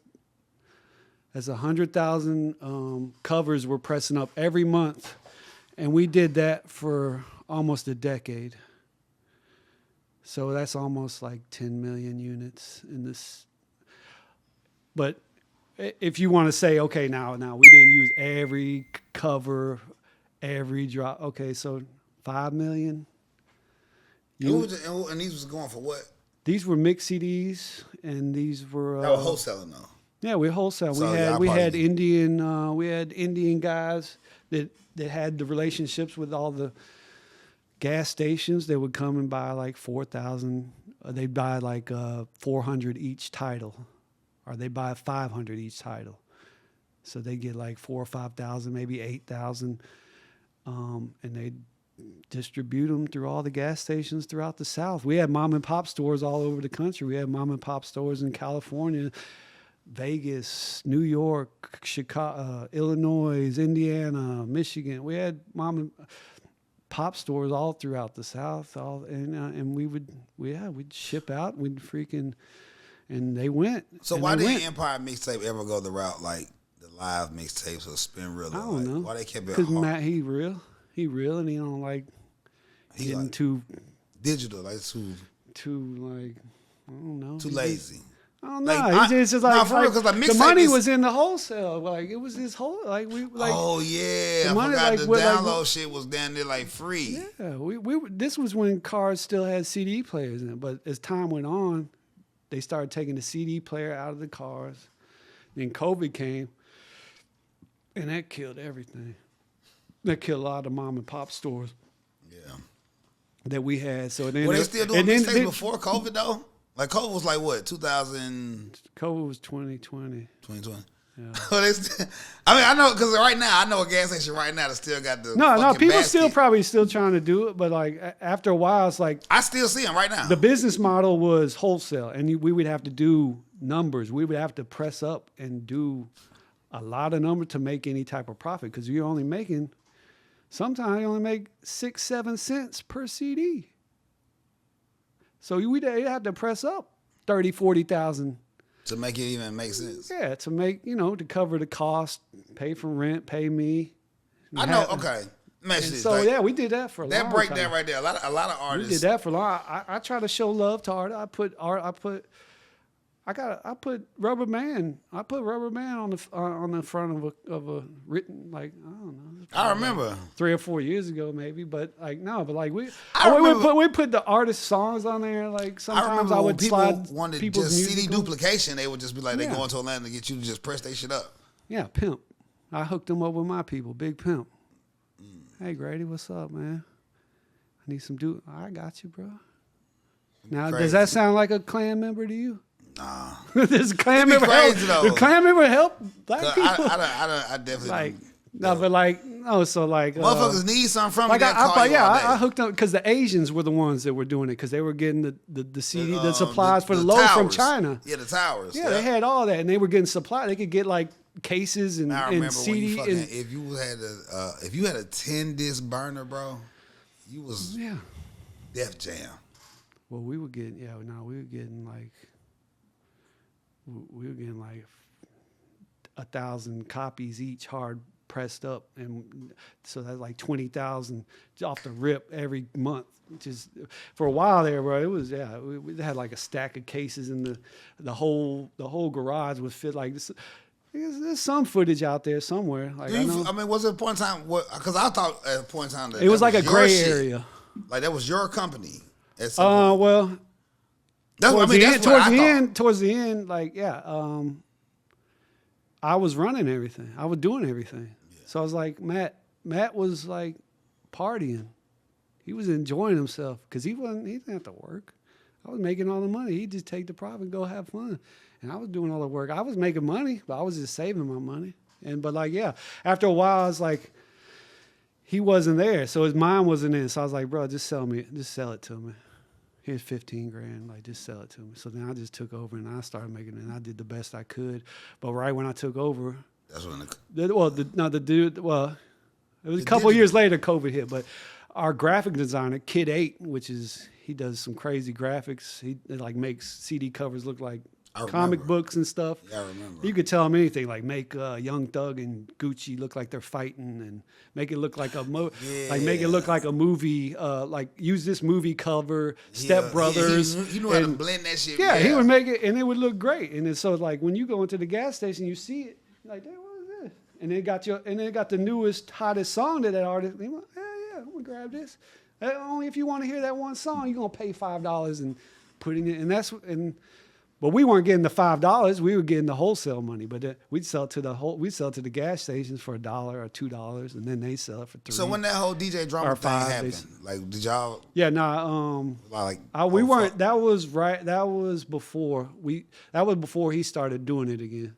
It was like because there was like a weird period where like, yeah, damn, like, and like I don't even think I knew him at that time during that time. But like I guess once he saw like shit had died down, and I got a crazy story. Okay, so we were living by the airport in Atlanta, and it was like 2009, and we had just started back. He had just started back doing the CDs. We were packing up CD. We had stacks of boxes, orders. We're about to ship out. We taping them up. So we got all these boxes in this. And so I'm still doing sessions. I'm recording, and somehow I had met like the Rich Kids. I don't know, Jose Guapo, and I was working with them. We were recording. Schoolie, was it Schoolboy? Schoolie? Schoolboy with the Rich Kids. Schoolboy was from here. No, Schoolie. Well, Schoolie was Rich Kids. Yeah, Rich Kids. So this is when he was young, and they were really young. So I was recording them. So there was like 10, it was like maybe 12 of them. Oh yeah, the Rich Kid was a lot of Rich But it was kids. like Jose Guapo was there because he was cool with him too. Maybe Young Boot was there. Yep. But all I know is Schoolie took off. So I was recording all this stuff at that time. But like I was recording. I was working with them. I was doing some stuff with it. But they would come and record. Let's say like, here or there. No, this was in Atlanta. Okay. We lived next to the airport, so we got there's a bunch of CDs in there. We had just started back this. Anyway, they came through blazing. Like it looked like somebody like you left the pot on the stove with the oil in it, just smoked, just the whole thing, just. But we high as hell. So I guess the security of the place we were staying, like, they come. It was like the police and shit. Everybody out. So they come up in there. They see all these boxes. I'm like, what is this?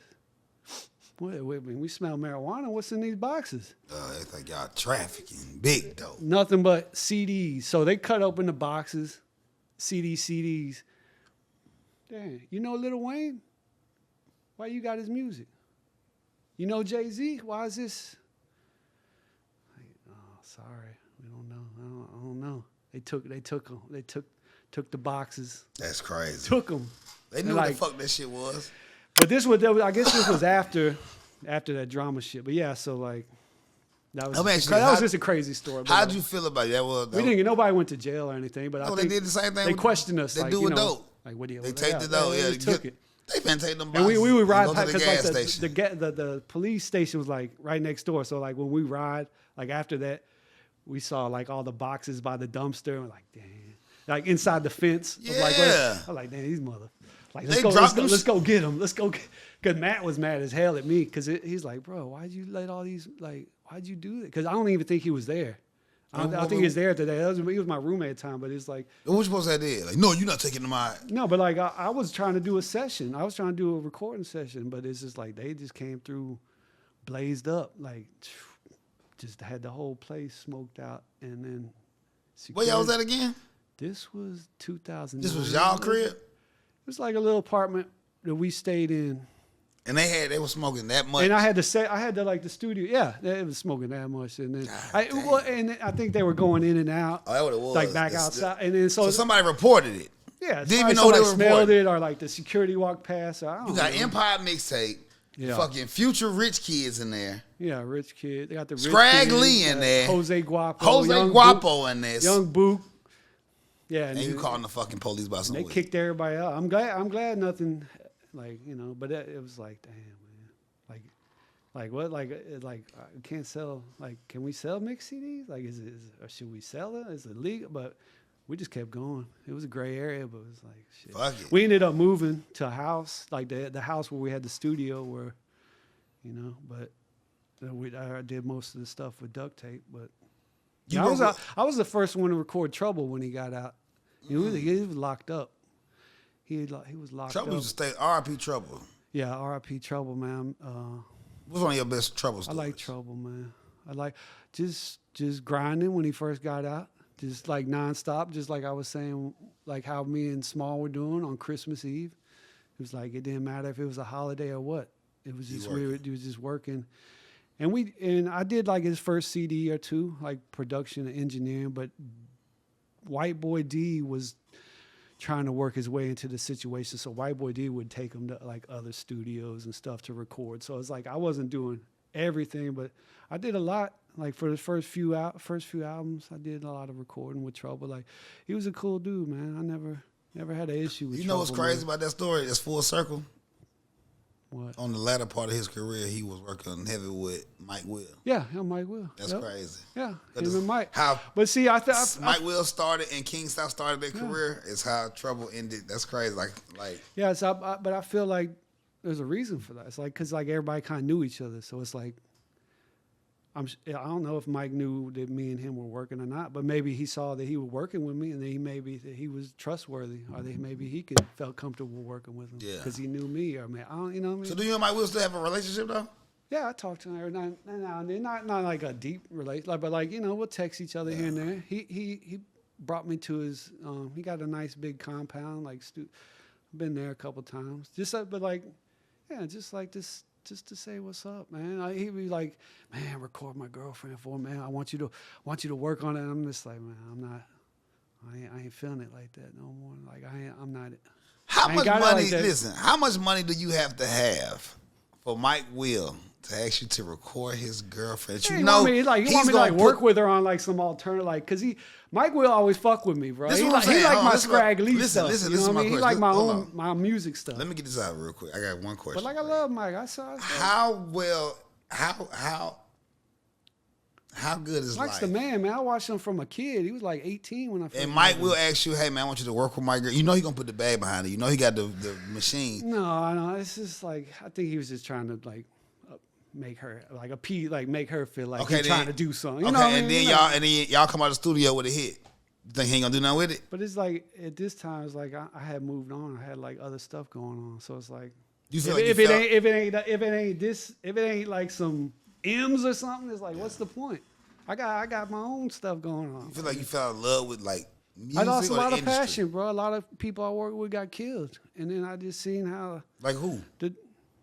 Doe. So, all right. Bankroll Fresh. A guy named Young Mozzie I worked with. Bambino Gold. R.I.P. Bambino.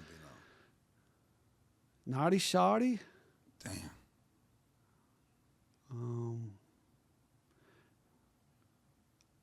Lil Coco. Coco used to be with Small. I was around him. Bro, it's too many. I mean, I don't know. I made a list. I counted 10 or 15, and not everybody was. Trouble. Trouble. R.I.P. Trouble. Trouble. Like, I just got tired of it, bro. Like, this shit ain't what I signed up for. This shit. Yeah. Do you feel like the music that they were putting out kind of aided in that? Is that why you stepped away from? Of course. The energy you put in the universe is what you gonna get back, man. I don't know, man. Like, yeah, it was confusing. So I was just like, let me just step back, man. Like, is that part of the reason why you say you stopped inputting on the music? Because it's like, you can't input on something that you know. Well, I mean, because I remember early on you said, I was going hard. Like,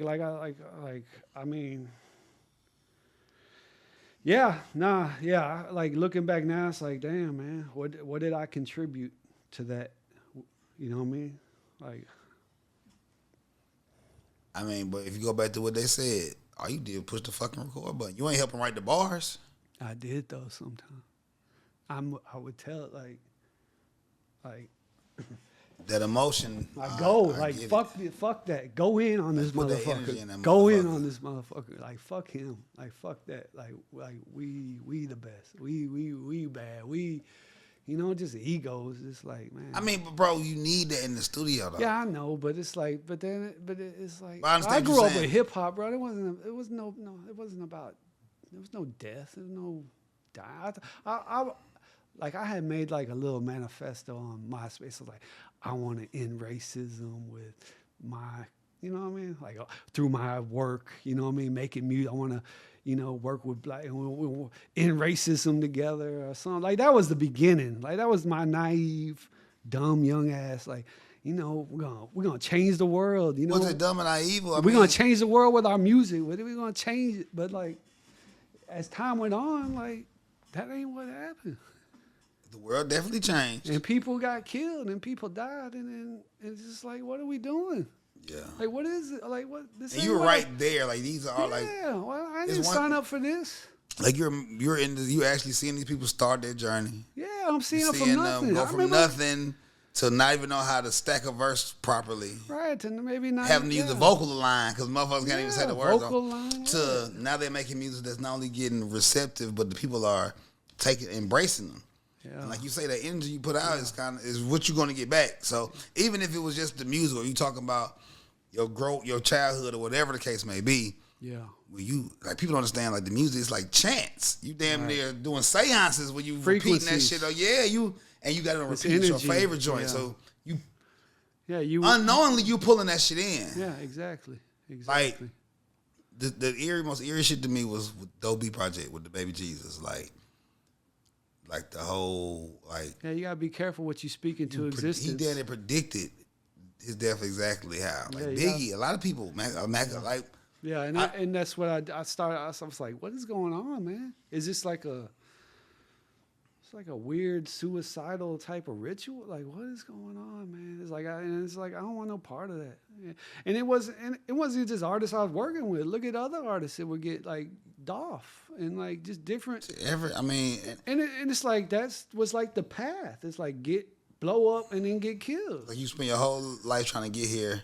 Yeah. Get here, enjoy it for maybe a year or two. I was just talking to a young guy, shout out Lil Fred. I was just talking to Lil Fred the other day, and I was telling him, he let me hear songs, chick song. I told him, that's what you need to be doing. Shout out Elastic, too. He another young artist around here that's going crazy right now. Elastic got a song, Bonnet. I mean, if you ain't heard it, I'm going to send it to you. Right. And he has the street music, but with this Bonnet record, that's the one that I think that got him the most ears, Crossover eyes. appeal. Yeah. It's like That's a what you female. want. And I was telling Lil Fred today, he let me hear a song, him and J Marsh, shout out J Marsh too. I said, that's what's going to get you out of here. Yeah. The people, I told him, like, bro, think about it. First of all, you're appealing to a dead crowd, meaning you're appealing them hood songs, the street shit, the chopper. You're appealing to a bunch of dudes that walk around with the persona that we don't give a fuck about nothing.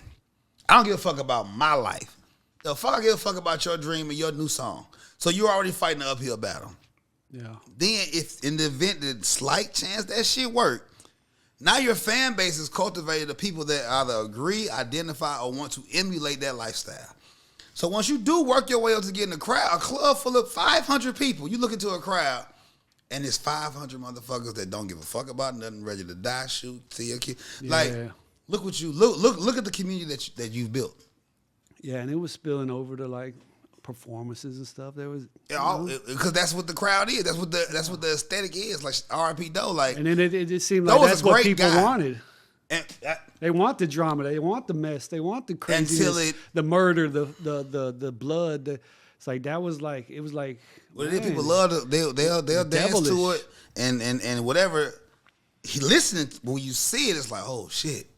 And that's what I think COVID did for me was desensitize us to not only death, but it made us lock in on these devices so much because we couldn't go nowhere. We couldn't move around. So it's like the internet, phone, stopped interacting with each people, other. and it made us focus on. Yeah. And then to me, like, you know, the movies when they flash a lot of shit, how you strapped to the chair and hypnotized. It was a mind. It's like that's what TikTok and all this real shit is. Shout out to my reels too, because the numbers going crazy. I don't have TikTok. I don't even be on Instagram like that. Do you feel like the social media? I stopped going to World. I stopped watching World Star in like 2000, like 10 years. Like I don't know what it was. I World was Star, like, it was just at nothing one but point, just, it's just like I was loving it, and then at one point I woke up and I was like, yo, what the fuck is this? yeah, bro? I was like, man, I can't keep watching this. It's like, what am I putting into my spirit? You know what I mean? It just over and desensitized over you and to- over and over and over. Now, motherfuckers. Somebody getting killed, somebody getting beat up.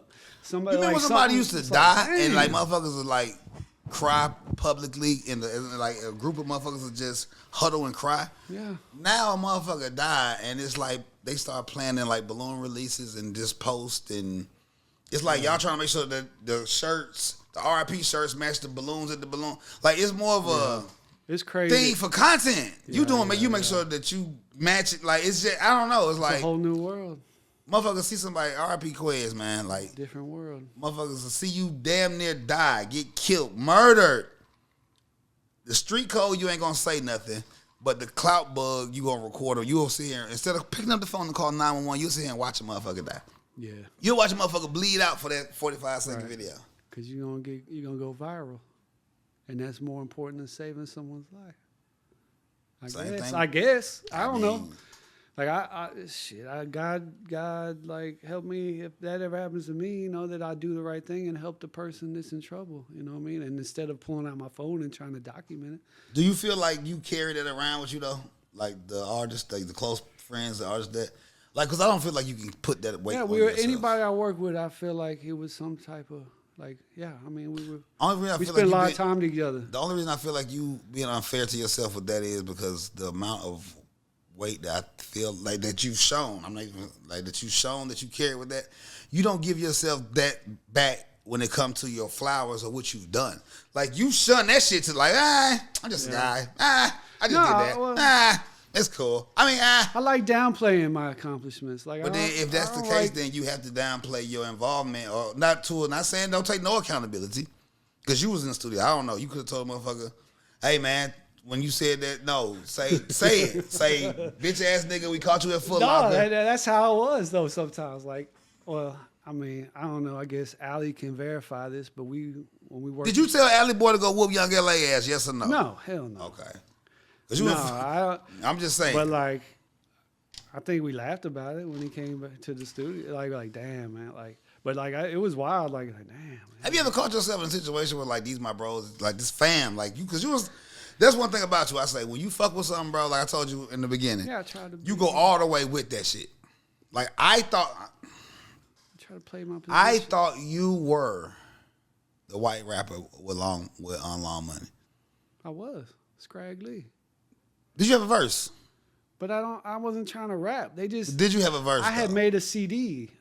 It's the CD where I was wearing a dirty shirt, and it's called Scraggly. It's on Spotify, and I had made that in like 2005. But like once like Hulk told me that once people I work with listen to it, they're like, damn, he got Hulk like, told me that music. you could go toe to toe with Eminem. I ain't trying to rap with Eminem. I'm not even no rapper. No. He told me he was on. What his exact words was. Just go listen to the music. He Singing. on some. He said It's some singing. He type said stuff. Slim Shady shit. It's some singing stuff. Not really. I'm just telling you what he told me. I probably wanted to be Slim Shady when I first started because who else was there that was white that was rapping? Vanilla Ice. Fuck no. I'm just saying. I mean, we never took Vanilla Ice serious ever. You took Vanilla Ice serious, bro. Never. Vanilla Ice came out when I was in high school. Yeah, Ice you Ice took Baby. Vanilla Ice serious, bro. It was a big song, but it wasn't like, I'm a Bro, Vanilla stop, Ice bro, fan. stop. Like, hell lying. no. Okay, so That's what I'm saying. I never was so into you white were rappers. so you were so hip hop. You saw through that. I like Beastie Boys. Okay. And Third Base was cool. What about And that was it. Other from than the that, West Coast? Who that I was? like on the rock West and Coast? roll. I like Soundgarden white guys. I like because they white rockers. I like Nirvana. I like 311. Who was that group on the West Coast, bro? Bro, I The like Eminem rock and was roll beefing with? groups. I didn't like white rappers Who was for that? some reason. I don't know. I listen to Public Enemy. It takes a nations of millions to hold us back. I could recite it right now if you play it right now. I could recite every fucking word. Did get a copyright strike. I could recite. I listened to that so much when I was like 13 or 14, and NWA straight out of Compton, nonstop. I wore the tape out probably. It just was like back to, you'd have to take out the Walkman And After then rewind yeah, that bitch no, back. no, you have to flip it over. Put the B side. Oh, You got yeah. the A side and the B side. Oh, yeah, so you'll play that bitch so that bitch go clear. Yeah, you go That and bitch then you go flip clear. it over, and then when you get to the end of the B side, you flip it over, and then yeah, so no, like I was consuming black culture without knowing that it's That's what it black culture. I was just consuming it my whole life, and I was in a breakdancing group in Korea in like the mid '80s when I was like 3rd or 4th grade, 7 or 8. I was in a breakdance. See, it be shit like that though. I had like we had the matching suits. Said Baby Gray. That was my name, Baby Gray. Did a little, we do the. So like I was could always. you spin on your head? So that was hip hop to me. What was you your know what I mean? move? Everybody had a move. What was your move? I think I did the little. You had to have a move. What's the thing when you do like? I don't know. Are you doing man. so you can do the hand I or do back like then? a backspin maybe. Like maybe the just backspin. keep doing that shit. The backs, but I didn't do the windmill. That was the windmill. Okay. When you do that, when you start like, and your legs in the air and like, Okay, man. I wasn't that good. I was maybe just a little chicken and like, you know. Okay. But yeah. Okay. That's what. That was where I came from. This is why I might get canceled with this part because yes, I do. Man. Me. Don't I think I might cancel myself. Nobody's gonna cancel. They can't see me, so they can't cancel.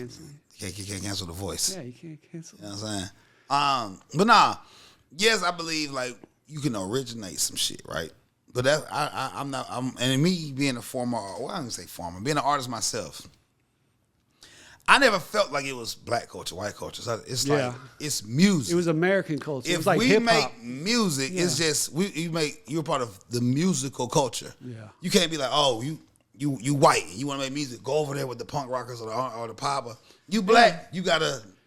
Yeah, I never bought into that either. Shout out to the dude. I think his name Greg Hall or some shit. He black. Oh, Greg something. I'm sorry if I missed your name. I never bought into black that. guy, country singer. I never looked at it that way. I just felt like it was just energy. It was just fun. You know what I mean? And like everybody was involved. Run DMC, LL Cool, Beastie Boy. Like it seemed like everybody was doing it. So it was like Beastie Boys probably it wasn't like you got to be white or be black to be part of it. Like it wasn't none of that back then. It was just having fun and like. I think the military definitely helped with that. You moving around. Definitely. As I well grew as up around a being lot just- of different cultures and had to like adapt and like. And had you grew up in the South, I don't think you would have been on Right, no, Beastie hell no. Boys because it's like No. They weren't pushing that. That's why like we would come back every summer because my grandparents lived here. So even if we lived somewhere, we'd always come back to Alabama every summer, every Christmas. So it's like I was always coming back to Montgomery. And I could see, bro, like The difference. I would always say like Alabama's like 20, 30 years behind. But they just stopped And it felt looking like that. crazy at interracial couples. Like, oh my God, Right. you see that black? And it like, was, the only like- thing that took over that was like the gay couples. I went to high school in Northern Virginia. It was so diverse up there. Like that, I had the best time of my life up there because it was no tension, no It was like everybody loved everybody and got along. We had friends with it. Like when you came to the South, it was black or white. Yeah. And you had to pick a side down there. It felt like, and it was like, damn man, I don't like. I this told my shit. fiance the same I thing. don't like said, this. I'm from DC where up there it's like it's no black or white. It's like we used to see because Yeah, there's Asian, there's Indian, there's. it's first of all there's so many different diversity. Like yeah. black and white is like I give a fuck about. Like that's yeah, like that's that's 50s. in the cultural racial That's old. scale in bigger cities. Black and white is the equivalent to a box of crayons. Like who gives a fuck in real life about the black and the white crayon? Yeah, It's up so many north- other shit up going on north, in they this ain't- box. They ain't studying. Even in an 8-pack of crayons, no one gives a fuck about. No one's rushing to the black or the white crayon. Right. So that's just what it is. And I told her that's the best analogy that I could give her about. And down like, here, in it's bigger just- cities yeah. like Down LA, here it's Miami, different. DC, New York, Yeah, Detroit, it's so Chicago. diverse. There's so many different No one people. gives a fuck. Yeah, no one cares. I can bet you $1 million that I don't got. I know I said got. Yeah. I know I said it wrong. There's no way that either one of us could step down on an Indian woman, mack her, and she take us to her family in Montgomery or in Alabama, period. Right. Because they're so tight knit. Like hey, they try to hold on to no offense, they just hold on. Even It's just different down here, It's man. different. It's like That it's like I'm not it's sure in a time where or capsule. why it comes from, or like why it's just I don't know. Is it the way I it think is? you know what? I'm tired of trying to figure it out. You know what I mean? I've been think thinking it's about the because, last like you say, it's the propaganda 40 years. where they push the black and white shit so hard down here. All the other races be like, "Fuck that, we ain't gonna even get into that shit." They ain't figured that shit out in 400-500 years. Yeah. We gonna just fuck with our own, baby. You know what I'm saying? We ain't gonna even try to figure that shit out, mix and blend or nothing. It's different down here, man. And that shit crazy. And that's why when I came, I felt like, oh, I'm gonna change it. So do you feel I'm like gonna change it? I'm gonna work with dirt. I'm gonna work with small, and we're gonna change the world. We're gonna show them that black and white can work together. But you did that, yeah. Did y'all? Okay, did Dirty? Maybe we did help. Did Dirty, Deuce, Long Money, King South, all the artists, Eldorado Red, Doe B, Big Hulk, Alley Boy, Trouble, Duct Tape. In retrospect, I don't know. There's a lot of people. In retrospect, your mission you set out. Maybe I'm still. Hold on, wait, because I'm getting something. Yeah, I wanted to end. I thought I could end racism. And you come to and you start your journey in Montgomery, Alabama. With everybody, like everybody. I'll make Ku Klux Klan start listening, like to start accepting black people, or like you know what I mean, like not even. You start. I was just tired of the ignorance from both sides. Like I would see it from white people. I see it from black people too sometimes. You started your musical journey at the home of the civil rights movement. Yeah, and I was a white guy. I was aware of that when I was doing super white guy though. Yeah, like I'm really white. Like listen, they tell me I dress white. Yeah. And when you showed up, I said, that's some shit I wear. Whole fucking fit, glasses and all. I said, no, the glasses match perfect. You know what I'm saying? Like nigga, I wear that shit right. The yellow in the sleeve match the hat. The angel matched that's a fit. I probably do some like Jordan or something. Yeah, but shout out to them though. I probably do some J's or some shit. They're comfortable. You know what I put on with that fit? Some Tims, some butter Tims. Yeah, no, that might work. Timberlands, the old school. Yeah, hip hop. I'm Timberland boot hip hop. You know what I'm saying? Shell toe. You feel me? And we're all human, man. We're all the same, man. At the end of the day, that's what I think that's what be frustrating me so much, because when I see dumb shit, that's why bro, you accomplished. You came to one of the most racist parts in the American history. Yeah. A white guy went to every hood on every side of town with the gut respectfully. I went with love. I went with straight love, with open mind.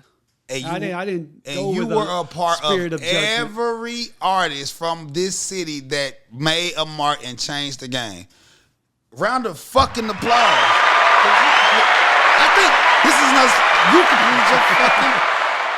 Hey man, I appreciate that. If you feel, and you know what? Listen, man, that's it makes me feel, that puts a smile on my face. That's probably why subconsciously you check music off your box. Like I did it. So when it got to the point of the bullshit, it's like, no, this ain't what I got. But that's why that's why I don't eat you up there. I just gotta get in the studio because you don't even know. I gave it all I got. I gave it all I could. When I could at the time. You talked to South for 15 minutes. I guarantee it's not 15 people. They can say they talked to South in the past 15 months. And you're one of the people. Pray for South, man. Pray for everybody that's in a position that they don't want to be in life. Like, I don't know. Yeah, no, like that's South. Like, yeah, man. We didn't have shit, bro. We were just look what y'all made from nothing. Bro, from it nothing. Was fun. Like I remember them videos when he was getting that crazy ass shit drew on the side of his head and shit. Yeah, that was a young LA futuristic swag. When they did that little shout out to South, you was burnt the fuck out for letting niggas draw. I was like, looking back, like man, that shit was burnt the fuck out. But it worked though. His vibe was different when he had dreads, but then for some reason he cut it off. I forget why. But he cut it off and started doing them little futuristic. Because that was the thing. The style. That's one thing about South. But them dreads, he had a level with the dread. That's why when he grew them bitches back. Yeah, crazy. That's one thing about South though. Like I don't know, like people I've you know, I wouldn't even ask you that, but I always ask people to Mount Rushmore, give me their Montgomery music Mount Rushmore question. Ask me. I don't even think it'd be fair because you didn't. Okay, give me your Montgomery music Mount Rushmore. Groups count as one. slot? Dirty do small dough. Because Wait. So King South doesn't get the slot though. wow, damn. Because there's no way you do Montgomery. Man. None of us. That's tough though. Yeah, that's tough. That's like a trick question. Like, can they make room for one more person? I'm like, you know what my Can answer they make would it be? 5? Top 5? South was, you damn near could put South, like one of the Deuce's biggest hits had South on it. Yeah, I guess you can And include. then he Yeah, included because with Doe too. Yeah, he worked with. But I'm sorry, And bro. then Long Boys and Dirty kind of used Somebody to work together. somebody right? asked the question, who got the best discography, bro? I don't know about, I mean, if we talk about. Yeah, I asked that. Yeah, that was your question? People were commenting crazy names, like people that ain't even. No one has a better discography. It would have to be listen. Probably Dirty, or Okay, South. Respectfully, Dirty has I mean, may Dirty- have the most albums, They did a but lot discography track like song for song, no, it's either it's tied with, to me, Doe and South. Yeah. Now, South has never put together a body of work that didn't give you at least 4 or 5. Doe was prolific hits. too. Doe was prolific too. Doe gonna give you hits. And I helped. I put I linked Carlton Banks with Doe, because I knew Carlton. Shout out Carlton too. I knew Carlton. I linked him with, because he was with a group called the White Boys, and I interviewed. I liked their but then he ended up doing content and filming, and then I ended up linking him with. The funny part about it, I didn't even know that was Carlton because he went through a fucking Because I saw him not too long ago. Carlton. Shout out to Carlton. I remember Carlton had the Justin Bieber bang. Yeah. You know what I'm saying? Yeah, And the then whole he group did, I think. Yeah, they was like the Bieber boys. But I love that song they had. When they was riding with the riding lawnmowers and shit, they had some motion. They had some Mosh. shit. Was Yeah, the name of it. Mosh. yeah, that shit was hard. Mosh. That Carlton, And he had the Shout out to- he the a White Gemini, too. Boys, and they were like, that shit was. I like yeah, that. Gemini, bro. Yeah. Geminis can't do nothing. Whatever we do, that shit gonna go. And then I linked up Willa Fool with Doe too, because they I think Doe reached out to me like, hey, what's up? Well, yeah. He did like Tony Montana for Future. Okay. He did some other tracks for people. How can you sit here and say all this shit that you did? Like, you gotta think the stuff you saying, you throwing out. This is like a Wednesday, Tuesday to you. Yeah, But if you listen, when you listen to this back, I don't know. See how you're gonna cry feel. again. Listen. We got there. Listen. I'm telling you on camera because I don't do. That's our viral moment. I don't even look for one. Man. That's it. That's like that And 30 if I seconds. Like, think what the about fuck more, were they I- talking I- about in this interview? I'm sitting back like we got that platform. Like, this is that. Like, this is that. Like, Yeah, no, it's like it's still. you just made the fucking price tag go up. It still affects me, man. Like, just thinking like all the. So what could you do? Just missing opportunity, you know what I mean? Maybe like, I don't know. Dude, shit, nobody deserves to die. Like, nobody deserves to die. And I don't know the stories behind all the people that died Yeah. or what, but it just was too close, man. Like Fred, like Bankroll Fred, he's such a good kid, man.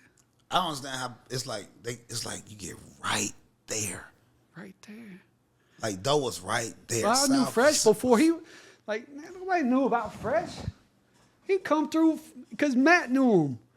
He was just a cool kid. Me and him recorded. We did it was like a Jeezy freestyle. I uploaded it. It's online. Of Bankroll Fresh Jeezy freestyle. Like, Can I react to your this is content? before he. Can I react to your content? And then I Okay, I did. Okay. And then, yeah, you you can got do some whatever. dope shit. I'm like, I have to react to something, but I might get your And permission. then he took off. And then he started taking off. And then, but like, yeah, man, like it. He was a good kid though. You know, Like, one he thing was cool as hell. Like, You know he one cool. thing I get by all your stories? Nice. It's Nice like- as hell. I get that energy from him. But bro, all your stories. Bankroll for he wasn't no all that. Yeah, I know. Nobody. No, they never are. It's like, but I'm gonna tell you what it is. They be such good artists that can paint whatever picture But you tell then them to I'm paint. like, did the music lead to what happened? And then I'm like, Because if it wasn't for the music, you wouldn't even be trying to portray. Same thing with Doe. yeah. Doe And was then a you good, may not have an great ego kid. if someone gets into it, and you may have just squashed it. Or but when you got a name, and you feel like you got to All the portray eyes a on certain thing, and then that next thing you know, Tupac. Look at Tupac. right? Yeah, like you see some. You ain't no gangbanger. You ain't no blood. You see the early, The early version of him, the early, digital underground. You was a dancer. You was cool. Reciting you was poetry. You say you brought some costumes. You ain't gonna bring out your costumes. Did you? No, not this one. You said you brought some costumes.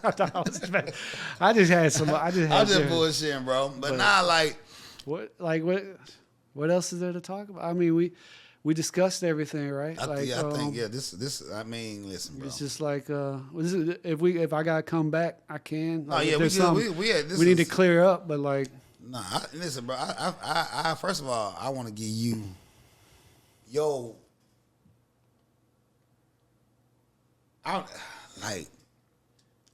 I mean, I said that earlier. That's my narrative. That's my joke. Because, bro, what you did for. Did we talk about the interviews enough? Like the video when I went around interviewing? But no, we didn't. I guess we kind of did. No, not really. You just talked about Mr. Big. I just didn't have a lot. I just was like. I was in between a lot of projects, so it's like any chance I had to I would try to interview. My mind was like, let me document, let me help do what I can. That's the question you didn't answer. What the fuck made you say, let me document? Because at this time, Mr. Big is in his, he's Mr. Big. You want to know why? But he wasn't the legendary. Because everybody else had success. Mississippi had David Banner. Louisiana had the Hot Boys, Boosie, Webby. Georgia had T.I., Bone Crusher, Jeezy, Gucci. Florida had They Little Movement, Trick Daddy, JT Money, Tula. What did Alabama have? Bro, listen. We had Dirty. We had Dirty at the very beginning. At the very beginning, that was like what we hung our hat on. Like, Dirty made it. If they can make it, we could. But then... It's like nobody. And then it's just like it never transpired, man. Whatever it was, and I could never figure. Because I felt like we had the best talent ever, and we had the best story. We had the best entertainment. Like I felt like we had some real, and it just never. Like I guess the people that were calling the shots in the offices in New York never saw it and never could like it never like to where they could see like how we can make money. Maybe we were just too country. Maybe we're just too like country. It's like, but it's like I wanted to document. I wanted to go around and show what we had. I'm trying to like tell the story, and just maybe I don't know. I could do a video with Mr. Big, and maybe that may inspire the next dude coming. He may see it, may learn something from. I don't know. Like I just was trying to like just do stuff, man. It was beginning of YouTube. Like, let me just like a lot of people wanted to work with me, like music wise, but it's like I couldn't. So it's like that's the next best thing I could do. Like, let me use my platform. Like I might have like a little name, Grade A Music. Let me use that and try to shine the light on other folks. And that's basically what it was. And the crazy part is that's essentially. I wouldn't even say in a nutshell. If you was to put that bitch on the presentation, that's exactly what this is. This is exactly what Juicebox is. Like, yeah. I personally fell out of love with a certain part of the music. Yeah, because it's BS. It's bullshit. Like, what, like even if you get to it, like, unless you're independent. Yeah. Why are you getting money from the work that I've done? Why are you as a record label or a record, like you shouldn't be eating off of me like you are? Like, yeah, I don't know. But then they're like, oh well, we have to put up all this money for promo. We have to recoup, and it's like, man, bullshit, bro. It's like, damn. That's what I'm saying. The closer I got, like the closer I got to the game and saw what it really was, like the cars, like. Yeah. The cars roll back onto the trailer. The bitches put their robes on and won't even You see answer. How fake it is. Yeah, the jury go back into the case. Mm-hmm. I don't want to be a star that bad. I don't want to be famous that bad. It ain't that serious. Like, buddy just acting I ain't finna sell my soul. Like Hulk was saying. Like, they say cut. The most gangster motherfucker on the set, he's watching the replay, sipping a latte. Yeah. I don't like the lighting on that one. Can we do it again? Right. Like, what the fuck? It's like yeah, once you pull back the curtains and see how it was bullshit. It was all bullshit. It's like and the amount of the rarity of real was so scarce to me. And when like a lot of the people that I was around and saw and was just like being in the studio behind the scenes, like before the world get this, it's like I'm watching them like Build-A-Bear artists. Yeah. No, a lot of them, yeah. And that's what, like, I'm like. I got a story. I was in the studio at Echoes in Atlanta. T Adam studio. This when that Dro had first, Shoulder Lean had just took off. Dro immediately went back and got Young LA. That's like his little bro. I remember being in the studio when Ain't I was the biggest song in Atlanta. Yeah. I remember Young LA running through this. I had a session up there. Shout out my brother K. 08, 09. And I remember him running through the studio and he was going off.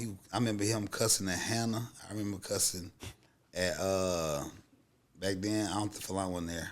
I know Country was up there. I remember Nard and B was in there. Yeah. And he was and Lil C. He was in that bitch going ape shit Tasmanian Devil because he had a show at Crucial. Yeah. And he ain't had no ride. Hottest song in Atlanta, hottest artist in Atlanta. And he ain't had no ride. And they was waiting on Tip or Jeter. It's all a show. And Hannah, what was it? Doug. It's all a show. To call back and give him permission to drive the Grand Hustle van to his show. That he was getting paid for. Yeah. I'm up there shooting pool. I'm paying, like, in my mind, I'm paying, I think it was like $125 an hour or some shit. Yeah. I'm paying, I'm doing my thing. I'm paying just to be in the ambient, like I ain't going in on KO dime. I'm going to buy my studio time. I want to record in the C room or the B room. Right. You know what I'm saying? I want Nard and B beat. I'm buying this shit. You feel me? Just to show. And I'm like, what the fuck? I'm up this bitch trying to spend my little money to show these motherfuckers like, hey, like, look at me. And the motherfucker, they went and picked up. Yeah. Can't even get to this. No, and this ain't no knock. Yeah, no, I mean. Club sold out for him. He can't even get there. And at that point, I was like, hold the fuck up. Right. I didn't want to offer bro a ride. Like, hey, I think I got you, bro. You know how far is it? Where is it at? You feel me? Like, I'm like, bro, what the fuck is going on? And it probably wouldn't have been that far because it's I wasn't that Club far. Crucial right down Bankhead. It wouldn't have mattered. That far from the city, like I'm 5 like, minutes. what, 22, 23-year-old rapper from Montgomery and Grand Hustle trying to, I'm looking for my end. So I gave Young LA out there, hype man, what you security, what you want me to roll the blood, whatever. At that point, no, not whatever. But at that point, it's like the end is an end. But I'm looking like for how far I was going. Success. It looked like, oh, Dro got the hottest song. Oh, he got it. Like, why would I? Like, what? Yeah, Dro got the hot, and then he picked him up. He'd be in a Bentley or something like, and then you see how it really is. I'm not looking at like this is third. This is a third tier lookout. So this guy got all this, and then he still needing because what the fuck? Like, real life, think about it. What? So T.I. signed to the major. Yeah. Dro signed the T.I. independent. L.A. signed the Dro's independent. And that's the situation I almost was in with Country and Breadbox. I was about to be signed to KO, Country, Breadbox, and Trenchwork and R&B. Right. What you gonna see after 100,000 come through? 100,000. What if $1 million come through? What percent? Nothing. 50, 40, 30, 10, now, 100 maybe? After everybody recoup. 500. And send their invoice. Because look, it's all love to his invoice time. I'm sorry, Hirsch. It's love to invoice time. There's nothing left over. Oh, all them beats you recorded on, whether they came out or not, it's love to invoice time. Yeah, they were five a piece. 1,000 a piece. Yeah, you don't remember. You've been recording for 2 years. You don't remember signing the contract? Oh yeah, that mix down, a studio time. Yeah. Yeah, that was 1,000. No, it's $125 if you pay up front. When it's on the label, it's $250 an hour. Yeah. Yeah, there was 20 hours. No, the mix down, the 2-track mix down is different than the tracked out mix down. Let's just go independent. Just do it independent. Remember remember all them wings and shit you was sending them interns out to get when they just you thought they were just showing up? Yeah, they had I thought it was cater. We got citywide catering. That was $100 delivery fee for every time. And you've been eating for 2.5 fucking years. Yeah. You gotta get all that back. Come on, bro. So it's like it just wasn't making and I'm like, damn, this and that's like a real like. That's what pushed me more to the Ghost Ride side. As a business, music, like getting into the music bit is not like I wouldn't suggest it. That's what pushed me to the Ghost Ride side. Yeah, maybe you're at the top or something, but then it's like what are you doing? Are you taking advantage of young artists because they Now, how don't do know you- better? Like, But they have and to. that's how you make your money. They have like, to it's because like, by the time they get to it's that a point, dirty game, dog. by the time you get to that point, you ain't holding on to about 10, 15%, hopefully, maybe, Right. possibly 20%. So you got to sign the Meek Mills and such to get their you publishing to gotta play replace the your game, publishing. and you just got it's like It's man, fucking. It's just fucking. But no Vaseline. Ain't no assault. It's cool to dream though. Like it's still like if you want to be famous or something, like it's Get a TikTok. Fuck that. yeah, I guess like nah, it's just a different world. Yeah, I don't think it's the same as like people making. I don't know. Like I guess if you could go, it's easier to go independent maybe nowadays. It's definitely easier. Do your own thing. You can film your own content, but now it's like I don't know. And The it could first be here. video- It could be hearsay, but it's like labels don't even care like about your music. They want to see like how many followers you got. It's about the byproduct. It's like okay, you got cool music. How but many followers do you have? How many it's monthly like- impressions are you Yeah, getting? so it's like How many Spotify, like the labels now are signing already. The labels not even signing artists, they're endorsing brands. it's so. You have to much- already be a brand. It's like I don't know, man. The first video clip I get that's going viral. The next day I'm dropping the song. It's I got 400 songs that I never drop. I'm dropping one. The Voice. the voice. The Voice. Come on, I'm a rapping the Pooh Shiesty mask. Never see who I am. I saw somebody do that. RMR.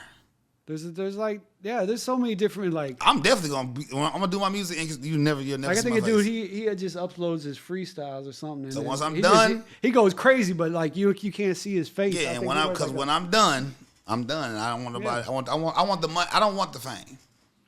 I want the money. I'll take the money. no, I mean, well, at the end, I just don't want the fame. I think that was the goal. Everybody just wanted to have financial freedom. You know, everybody thought we were gonna make it big and get the big check and.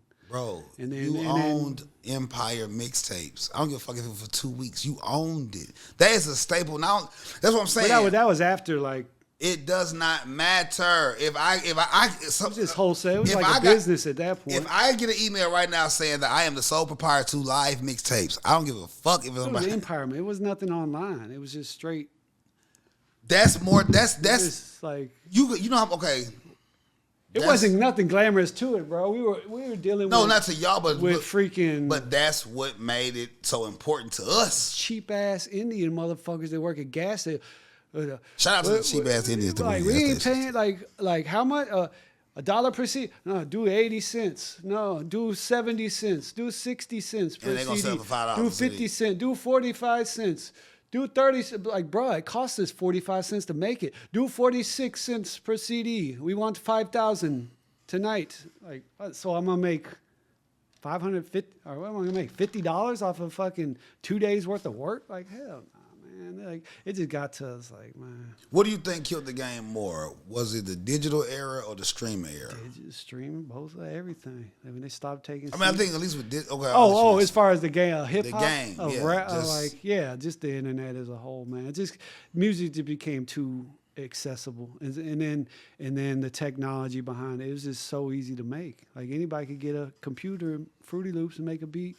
They could record. It just became too easy. When you So then everybody was doing it. Everybody. When you see, okay, on to my next question. When you and this will be the last one. When you see the overflow now, because I saw a clip earlier on my Instagram and dude on United Nations. We didn't even talk about the young Scooter story, but I guess we No, you can we might save that till next time. nah, because I don't know. Because I don't know if I want to tell that. Okay, yet. okay, okay, Might want to wait for that one. okay. But Yeah, it- check on, make It sure. was fun. It was a fun. It was an interesting time. Let's say. So, okay, hold on. but nah, but we'll save that. Quick, I'm so sorry, I didn't mean to cut If we you put a off. pin in that, you will say that, so you're Okay. guaranteeing a part two. Yeah, Because if we didn't, I mean, it's a lot. yeah, we might need it part two. I don't know. No, we're gonna definitely need a part two because it's. You'll let me know. Yeah. Okay. You'll let me know. Well, I didn't mean to cut No, you you off. good. You good. You good. Well, I know actually, we need to wrap it up. yeah. Not even that, but I know you gotta. Yeah. You feel me? Dude said that fame. What was it? Fame and talent used to be partners, Batman and Robin. Yeah. And at some point, fame decided I don't even fucking need talent. Right. said that with the internet, like the internet kind of. Yeah, that's kind of where because like, yeah, what do you? Now at this point, do you feel like you could just do something dumb and then go viral? We sacrifice you know what I mean? the integrity of the music. Yeah, we used to really think about what we were gonna say, how we're gonna say it with the beats, like how everything. This was before it's like we really would think stuff out. Like we weren't distracted by TikTok or like we would really. I remember writing raps and actually using the eraser because I don't like that. Yeah, like, or scratching that shit out. And then it just got to just go into the booth and just freestyle. Now they just go in there and just line for line. Yeah, off the top. Give me a blunt and yeah. And but like now, like we used to really like think about concepts about like how the song but like yeah, I saw one Bosslow D he said like people don't even listen past the first verse anymore.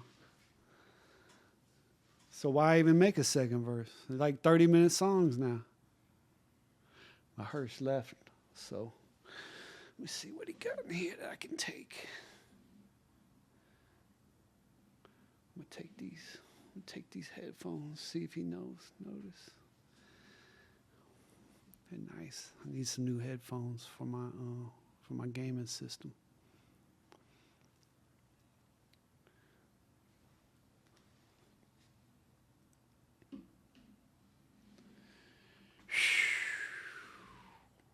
Oh yeah.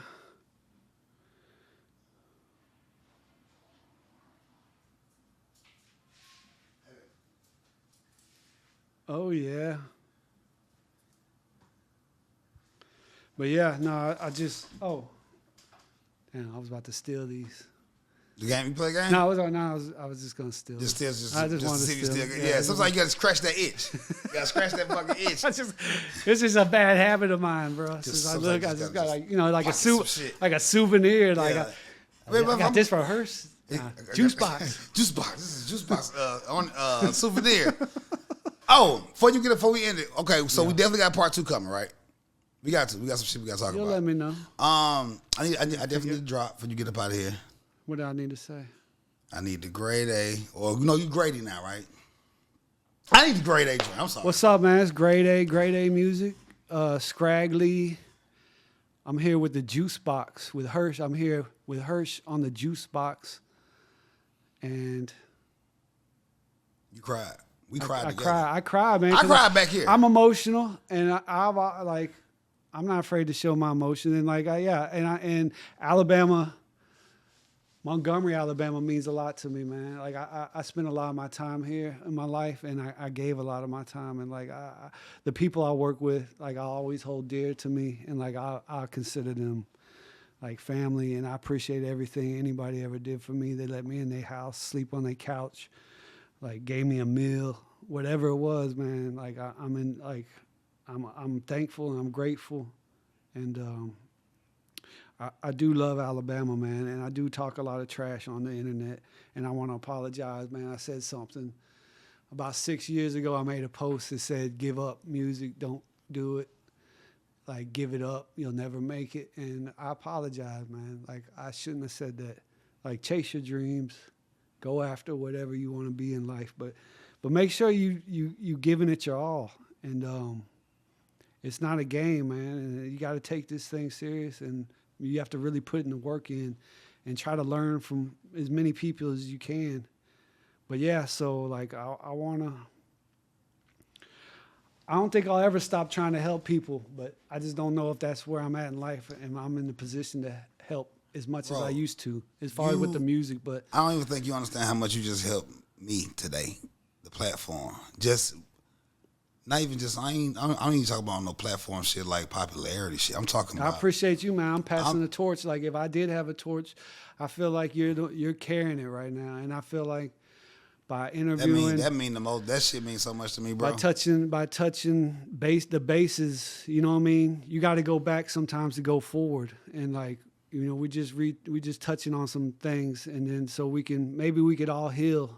You know what I mean? And like, just be kind to each other, be nice, and like let's help each other. Like creative people link up with the best people around you in your city, and work. Put in that work, man. Put in that work. That's what we did. We didn't know what we were doing. We weren't no freaking specialists or professional. We just put the work in and we learned and we figured it out as we went. But you got to link up with other creators. Like the top is like, you got to, man. That's the only way, like because you're going to learn something from the person that's ahead of you. So humble yourself, swallow your pride, let go of the ego and work with people that are above you, because they're gonna it's gonna help you. It's gonna help you, and just like be, just like let's be nice to each other, man. Like let's try to just work together and like try to move forward. And like last 4 years been crazy, and like we all on this together, man. Like we gotta move forward with love and like try to just, I don't know, let's just be better people. Like I'll try to be better every day. I'm not perfect. I'm sorry, pimp. Sorry for saying the stuff I said, man. That's some man shit, though. Like I ain't trying to come at you crazy, dog. But like it's on like I don't like any type of rape. Like I don't like any type of just I don't know, man. Man, come on, bro. You everybody know that shit for real, but it do speak volumes for you to even speak on that shit. You know what I'm saying? And you know what? We joke. I just had to get it out there. Yeah. And I love your heart for that. I ain't no type of like. Yeah. Like I talk, like I said, I talk a lot. It's easy to talk shit on the internet, and it's fun because it's the internet, bro. I don't know. It's the internet. It's like Never Land for grown people. Like, bro, we gonna have fun. I ain't like. But the fact that you even addressed it, and like, even though yeah, and even with me, I want people to know, like, bro, like, hey man, we make content. We here for entertainment and educational purposes. Yeah. So I mean, you can't take this shit too serious, man. And it's just like life, bro. Don't take shit too serious. Unless I come there physically and do some shit like. I'm just online talking shit, running my mouth because I'm bored. Maybe I have like a minute from work and I can just, and I'm thinking of something and maybe, I don't know, man. But like. You're a creative, bro. Yeah, and whatever it be, whether it be a sentence, whether it be a narrative, whether it be a post, whether it be a beat, whether it be blending this fucking vocals, like that's what we do, bro. And I don't think we should ever have to apologize for that shit. You know what I'm saying? At the end of the day, this shit is art. It's literature art. That was literally a class in elementary. Literature art was a class. I'm still crazy now. I'm still crazy, and I'm not, like I said, I'm not perfect. I'm always gonna say some dumb shit, probably eventually. I've always been that way my whole life, and I've gotten myself into trouble a lot of times. But like, hey man, like it's just me, man. I don't mean nothing bad. Just trying to live, have fun, man. Let's. Shout out to the OG man. He told me, shout out to Hulk, man. He told me this. Big Hulk, man. Shout out to Hulk. I'm not gonna lie. I love Hulk, man. He's like a brother, man. Yeah, that's definitely like big, like bro. Family. Yeah. He told me before you came, he was like, y'all gonna connect like a motherfucker, bro. Like for real. And that shit crazy as hell. Cause people don't even know what. We'll say that for the second one. Yeah. We'll save it. We can save it. Hey man. Because I could talk all day. That's what I'm saying. Like at this point, I can talk all day. Keep going. That's what I'm saying. Like I don't even like. That's what I'm saying. We can end it. We gonna have to, y'all. I appreciate everything. I appreciate you. Thank you. Bro. Shout out Juicebox.